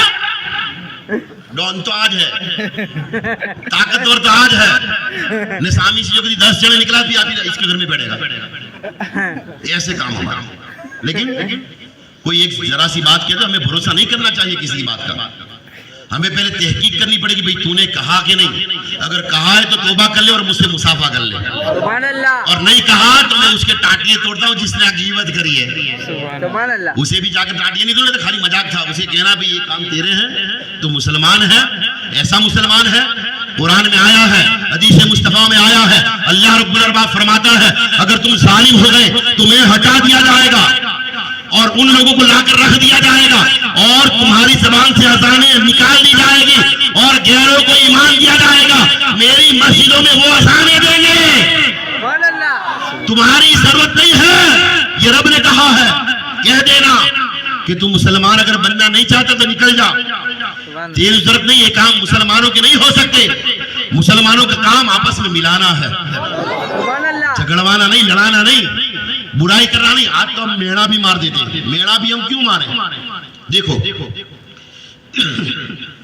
मैं जवानों में बहादुर हूं, मैं 10 जनों को आराम से मार सकता हूं, और मेरे सामने कोई हुआ एक जना तो इसको तो आराम से मार सकता हूं। लेकिन उसने कुछ ऐसा कर दिया कि मुझे पत्थर मारा या मुझे गाली दी, जैसा कि अबू बकर सिद्दीक को गाली दी गई थी। तो अबू बकर सिद्दीक से लोगों ने कहा कि आपको गाली बोल रहा है, तो कहा अगर मैं गुनहगार सियाकार हूं तो ये गाली क्या है, उससे बड़ी लानत मुझ पर हो।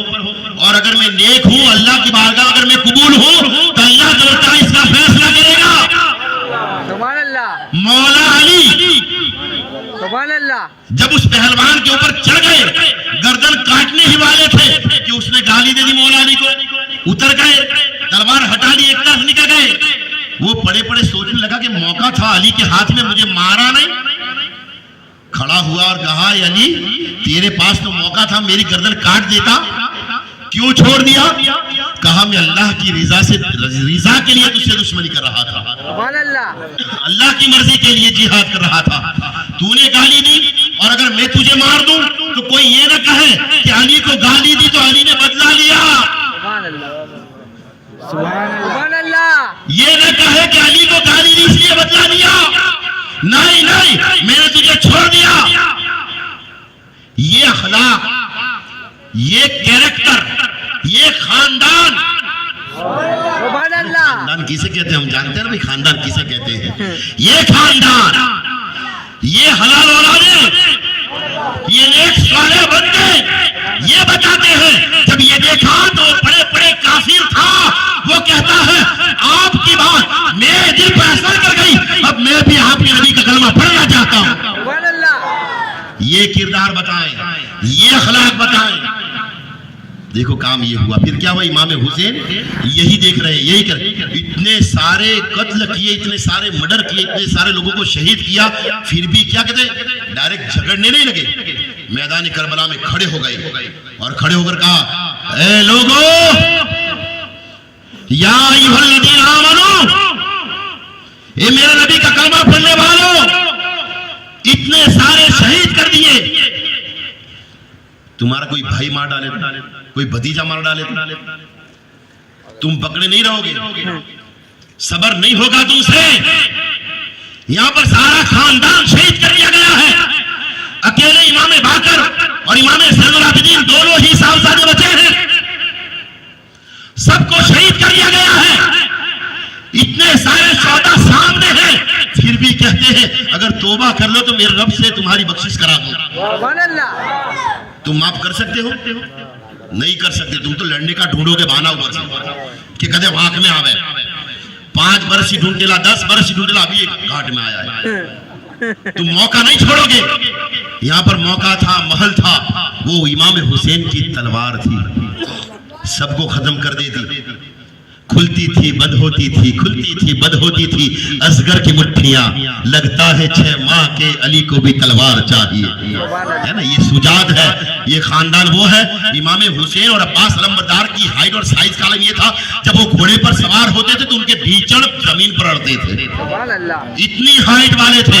और तलवार का आलम ये था कि अगर तलवार से वार करते थे एक साथ 5-5 7-7 गर्दनें उतारते थे। इमाम हुसैन अगर तलवार लेकर निकल जाते और नमाज का वक्त न होता 22,000 का लश्कर खत्म हो जाता। लेकिन मौका दिया, कहा कि इतने सारे शहीद करने के बाद भी तौबा कर लेते हो तो मेरे नाना से तुम्हारी बख्शिश मैं कराऊंगा। देखो अखलाक हमारे रसूल के नवाज से हमें क्या सिखा रहे हैं और हमने क्या सीखा है। क्या हम करबला वाले हैं? क्या हम इमाम हुसैन वाले होते हैं? क्या इमाम हसन वाले हैं? हमने अपना किरदार तो यजीद की तरीके से निभाया, यजीद जैसे हम बन गए। हम तो दुश्मनियां पालते रहे। यहां पर इतने सारे शोधा के बावजूद इजाजत दी, अगर अब भी तौबा कर लो तो माफी हो सकती है, बख्शिश हो सकती है। मौका दिया लेकिन नहीं माने, कहा बैत कर लो। बैत यानी हम जो कहते हैं वो करो, हम जो बोलते हैं वो बोलो, झूठ बोलो। लेकिन नहीं, इमाम हुसैन ने बैत नहीं की, झूठ का, गद्दारी का, बेईमानी का साथ नहीं दिया। हम ये समझते हैं कि ये जुगार खेलता है, आंकड़े खेलता है, तो गुनहगार है ना, है ना, अब ब्याज खाता है, आ तो शराब पीता, दारू लिया है, पोटली है, इसलिए नफरत करते हैं। तो क्या हमारा झूठ उससे कम गुनाह है? हमारी गीबत, हम किसी की बुराई करें वो कम गुनाह है? ये मत सोचना कि ये आंकड़िया है, ये जुगारी है तो हम उससे अच्छे हैं। नहीं, अगर तू झूठा है तो तू उससे भी बदतर है, इसलिए कि कत्ल करने वाले से बड़ा गुनहगार झूठा होता है।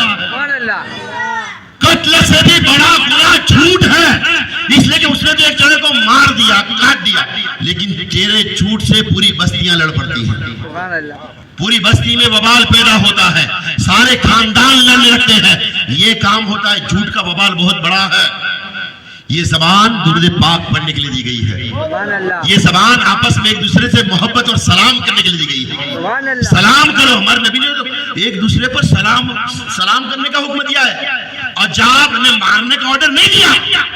हम समझे क्या है इस्लाम, हमने समझ क्या रखा है। अच्छा, फिलहाल वो बात लंबी होगी। वो राजा के महल में गया था, रानी को देख गया, वापिस घर पर आया, बातें कहां से कहां चली जाएगी यार। वापिस आया, अब उसकी बीवी तो खड़ी हो गई, क्योंकि माँ के कदमों में जन्नत होती है। बीवी हमें सुकून के लिए मिली है, अजाब के लिए नहीं। आज तो बायरी होता अजाब आ गया। तुमने ऐसा रखा नहीं बीवी के साथ। अगर तू अच्छी तरीके से रहता, बीवी भी तेरी खिदमत करती। हमने ही माहौल बिगाड़ा है। अगर हम उसको सुबह में उठाते, उठ नमाज पढ़, और खुद नमाज के लिए जाते, तो हमारे घर का माहौल जन्नत का माहौल बन जाता। लेकिन आज तो शर्म आती बीवी को, भाई अभी तो कुछ उठाया नहीं, आज को उठाया, कहा हुआ है मन्नत लीजिए, बात आएगी, ये होगा। तो हमें शर्माना नहीं है, दाढ़ियां रख लेनी है, नमाज पढ़नी है, इबादत करनी है, बीवी को पर्दे में रखना है, माँ को पर्दा पहनाना है, पर्दे में रखना है।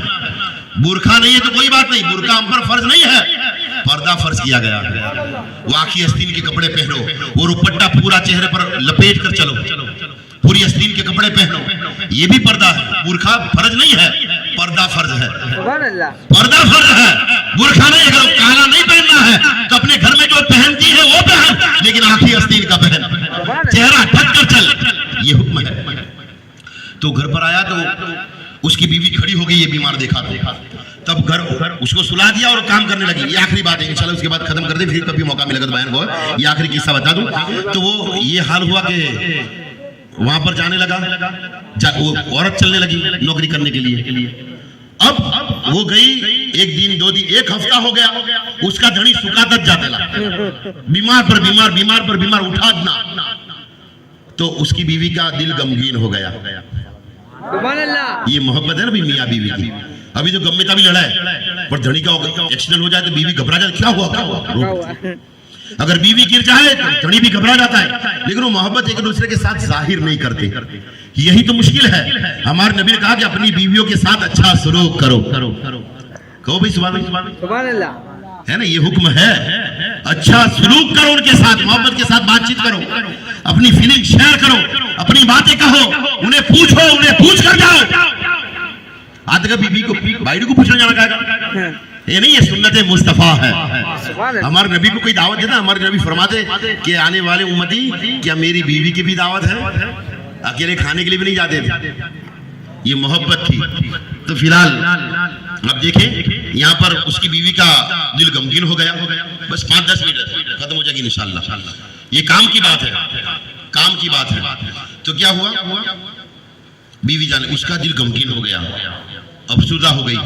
तो उस शहजादी ने पूछा कि तू तो अच्छी खासी सी हंसी खुशी के साथ मेरे महल में काम किया करती थी, अचानक क्या हुआ? 2-4 दिन से देखती हूँ कि तेरा मूड बराबर नहीं है, क्या हुआ है, क्या मुसीबत आई है? क्या आ जाओ गया? कहा कि मेरा शौहर बीमार हो गया। कहा कैसे? कहा कि यहाँ काम करने के लिए भेजा था, यहाँ से गया है तब से बीमार है, तब से उठा नहीं है। कहा अच्छा हो जाएगा, ये उम्मीद है। 2-4 दिन गए, मरने के करीब हो गया, मरने के करीब। तो बीवी ने सौगंध दी कि बताओ शौहर बात क्या है, बताओ तो सही, पता चले क्या हुआ है, नजर लगी है, क्या हुआ है? तो शौहर बोल पड़ा कि नजर नहीं लगी, लेकिन ये राज की बात है, तुझे बताता हूँ कि तू जब बीमार हुई तो तूने रानी के महल में मुझे भेजा था, वहां पर शहजादी पर मेरी नजर पड़ गई और मुझे उससे इश्क हो गया है, और उसकी खूबसूरती से इतना इश्क हुआ है कि अब दुनिया की कोई चीज मुझे अच्छी नहीं लगती। बस एक मर्तबा उसका चेहरा देख लूं तो मैं फिर से सही सालिम हो जाऊंगा। तो बीवी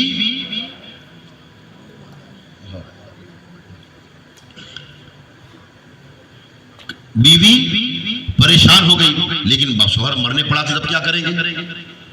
उसे बचाने के लिए कुछ तो करेगी ना। गई महल में, एक दिन गया, कहूं न कहूं, बात मुंह से ना निकली, ऐसी बात थोड़ी मुंह से निकलती है। लेकिन 2-4 दिनों फिर से उसी शहजादी ने पूछा, क्योंकि सहेली बन चुकी थी, औरत की सहेली होती है। उसका मतलब ये नहीं कि आपस में एक दूसरे की सहेलियां कान भरे या मर्द एक दूसरे के कान भरे, ये बातें करें, नहीं, सहेली थी। तो बातों में ज्यादा टशन हुई, ज्यादा परेशान किया, तो उसने कह दिया कि ये राज की बात है, लेकिन आप बादशाह सलामत को मत करना, अगर बादशाह को कह दिया तो बादशाह मेरे शौहर का सर कलम कर देगा। कहा कोई बात नहीं कहूंगी, मैं वादा करती हूँ, आप बताओ तो सही क्या बात है। कहा कि जब मैं बीमार थी तो मैंने अपने शौहर को इस महल में काम के लिए भेजा था, लेकिन एक मर्तबा इस पर्दों में से एक पर्दा उड़ा तो उस मेरे शौहर ने आपका चेहरा देख लिया है, तब से आपसे मोहब्बत हो गई है, तब से बीमार पड़ा है कि हिलता नहीं है, मोहब्बत में पागल हो चुका है, पागल, तबीयत अच्छी नहीं हो रही है। कहा क्या करें? कहा कि ऐसा तो नहीं हो सकता मैं बेपर्दा उसके सामने हो जाऊं या उस महल में आ जाए वो। कहा तो फिर क्या करें?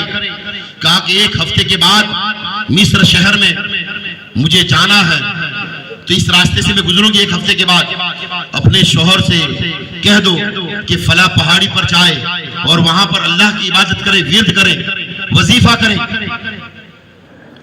और जब आपसे मिलने के लिए लोग इबादत गुजार समझकर आपसे मिलने के लिए लोग आए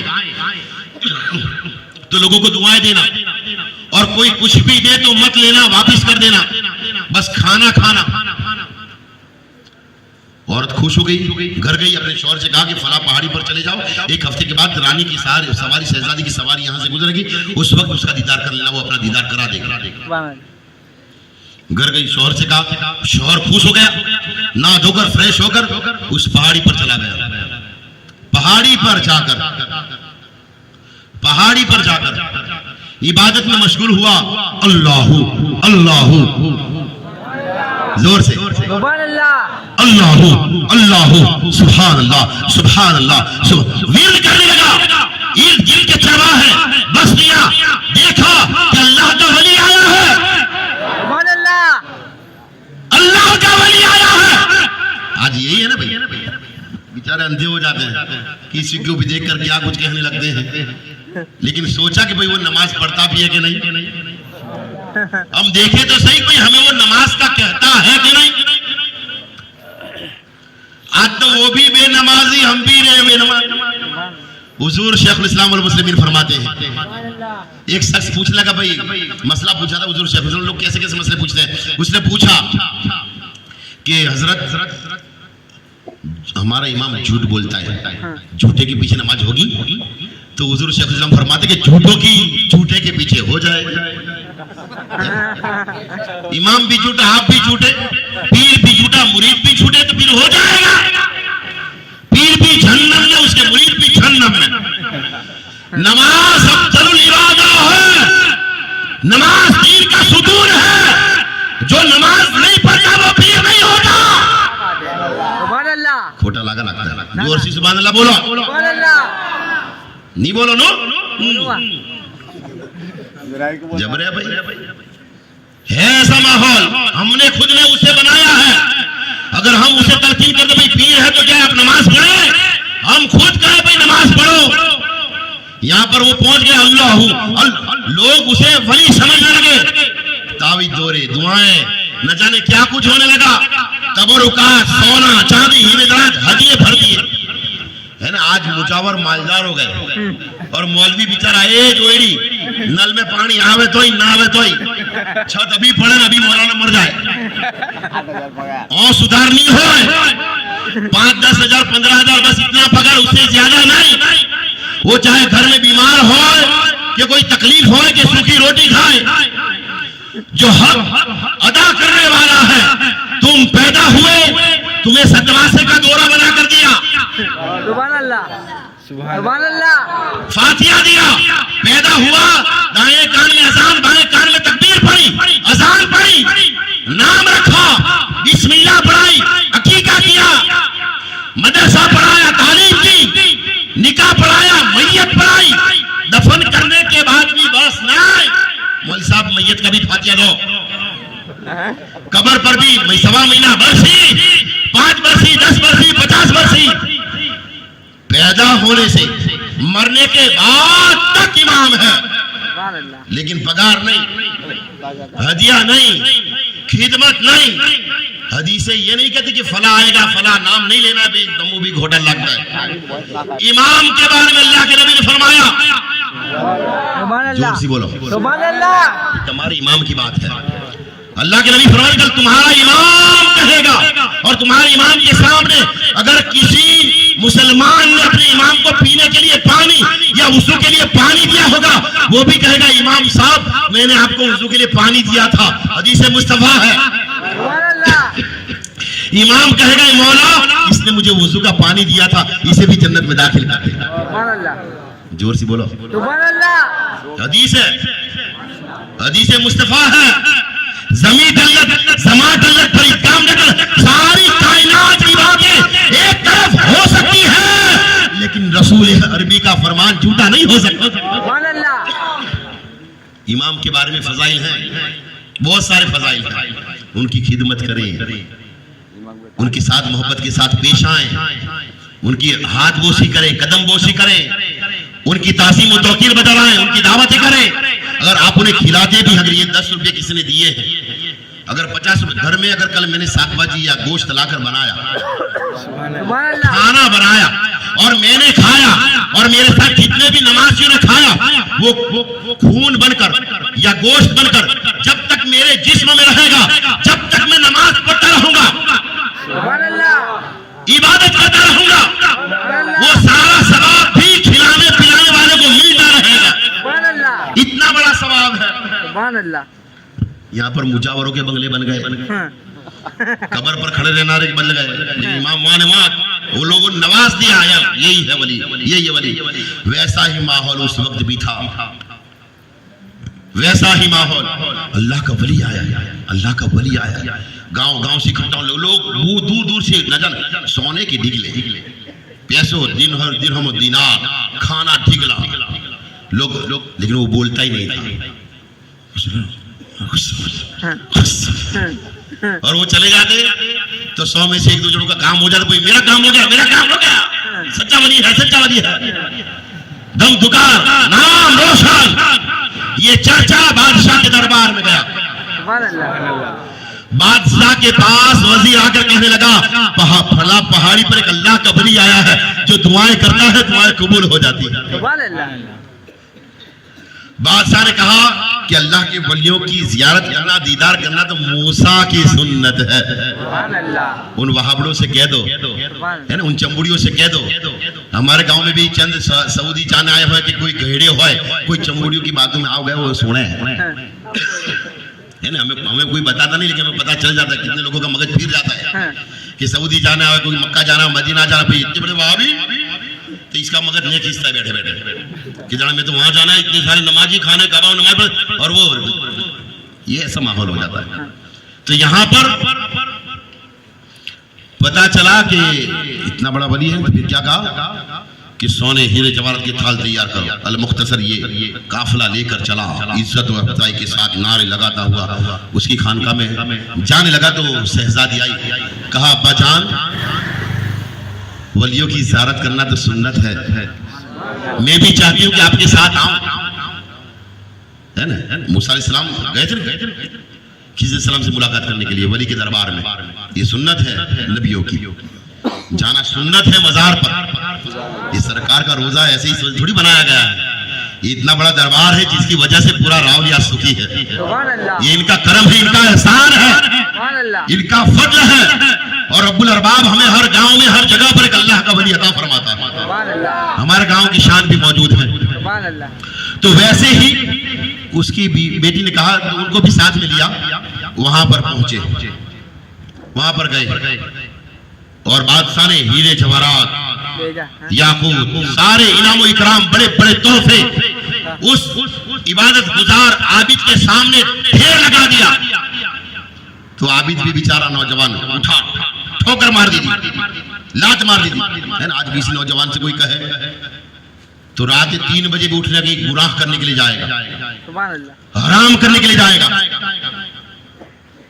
गुमराह होने के लिए जाएगा। उर्सों में, शादियों में, जियारतों में, हर जगह पर आज नौजवान के मगज। लेकिन उन्हें बता दूं कि अल्लाह के नबी ने फरमाया कि पाक बीवियां पाक मर्दों के लिए है। जोर से अगर कोई नौजवान बदकारी करता है तो ये आशा, ये उम्मीद न रखे उसकी बीवी भी उसे साफ सुथरी मिलेगी। अगर तू हराम कर चुका है, तेरे दामन में भी वैसी ही आएगी। ये मैं नहीं कहता, मुस्तफा जाने रहमत कहते हैं। तो अगर तुम ऐसी बीवी से बचना चाहते हो तो खुद सुधर जाओ। तो आप देखें अल मुख्तसर कि वो बादशाह पहुंचा, उसने ठोकर लगा दी, क्योंकि बीवी उस शहजादी ने पहले से कहा था कि ठोकर लगा देना। तो ये सारा माल दूसरे वजीर और नौकर सागर सब समेटने लगे। अब वो बादशाह नीचे उतर गया, थोड़ी बातचीत करने के क्या करें, अब ये तो कुछ लेते नहीं है, तो कुछ तो देना पड़ेगा। पी रहे तो कुछ तो चाहिएगा नहीं, इससे शर्मा गए जान। तो नीचे अगर बात करें, कब तक उसकी बेटी, वो शहजादी उस नौजवान के पास पहुंची जिसने सर पर रुमाल डाला हुआ था और यही कहता था अल्लाहू। 2 के 3 मिनट जोर से बोलो सुभान अल्लाह। 2 के 3 मिनट, ज्यादा नहीं। वादा चलो, डर लगता है अर्जी कला जो खा जाएगी ना। क्या हुआ, पट्टा रुमाल डाला था, अल्लाहू अल्लाहू, यही विर्द है। शहजादी परेशान कि ये तो मेरे देखे बगैर मर जाता था, बीमार हो गया, हवे क्या हुआ। कहने लगी मैं वही शहजादी हूं जिसको तूने राजा के महल में देखा था, अब तो दीदार कर। नहीं किया, चेहरा नहीं उठाया, मुंडी नीचे है, नहीं देखा। नौजवान है, खूबसूरत चेहरा देखकर गुमराह हो चुका था, लेकिन वो चेहरे से नकाब उठाए बगैर कहता है ऐ शहजादी तू तो नामहरम है, चली जा। वो कहती है तू नामहरम कहता है, उस दिन देखा था और देखने की ख्वाहिश थी, अब क्यों नहीं देख रहा। वो नौजवान कहता था जब से मैंने अल्लाह का विर्द किया है, अल्लाहू अल्लाहू कहा है, तब से लेकर अब तक अल्लाह ताला मेरी नजरों में बस चुका है। अब मैं किसी को देखना नहीं चाहता, अब अल्लाह मेरा हामिल नासिर है। पता क्या चला, एक लड़की की मोहब्बत में इसे मकाम विलायत मिल गया। तो चाहिए नीयतें अच्छी कर ले, अल्लाह की इबादत करें, रसूलुल्लाह की पैरवी करें, एक दूसरे से मोहब्बत करें, दुश्मनियां मिटाएं, भाईचारगी बढ़ाएं, एक दूसरे को समझाएं भाई तुमने ये किया मत करना, हमारे गांव का और मुसलमानों का माहौल खराब होगा। लोग हमारी बात करके मुसलमान ऐसे होते हैं, ये हमारा काम नहीं है, सुधर जाएं। अब कयामत आने वाली है, हमारे औलादें बड़ी हो रही है, हमें देखकर हमारी औलादें भी खराब हो रही है, हमें देखकर हमारी औलादें भी बेईमान पैदा हो रही है, हमें देखकर हमारी औलादें, हम जुगाड़ खेलते हैं हमारी औलाद जुगाड़ खेलती है, हम ब्याज खाते हैं हमारी औलाद ब्याज खाती है, हम सट्टा खेलते हैं हमारी औलाद सट्टा खेलती है, हम सच बोलेंगे तो हमारी औलादें भी सच बोलेंगे, हम नमाजी बनेंगे, हम नमाज के लिए जाएंगे, हमारे बच्चे भी नमाज के लिए आएंगे। ये सोच पैदा करें, आपस में मोहब्बत करें। अल्लाह रब्बुल अरबाब की बारकत दुआ है, अल्लाह रब्बुल अरबाब हमारे गुनाहों को माफ फरमाए। खामोश रहो तो तू ही सब कुछ है, जो कहते रहो महदूद हमारा अलैना इल्लल बलाग। सलात व सलाम के लिए खड़ा हो जाए।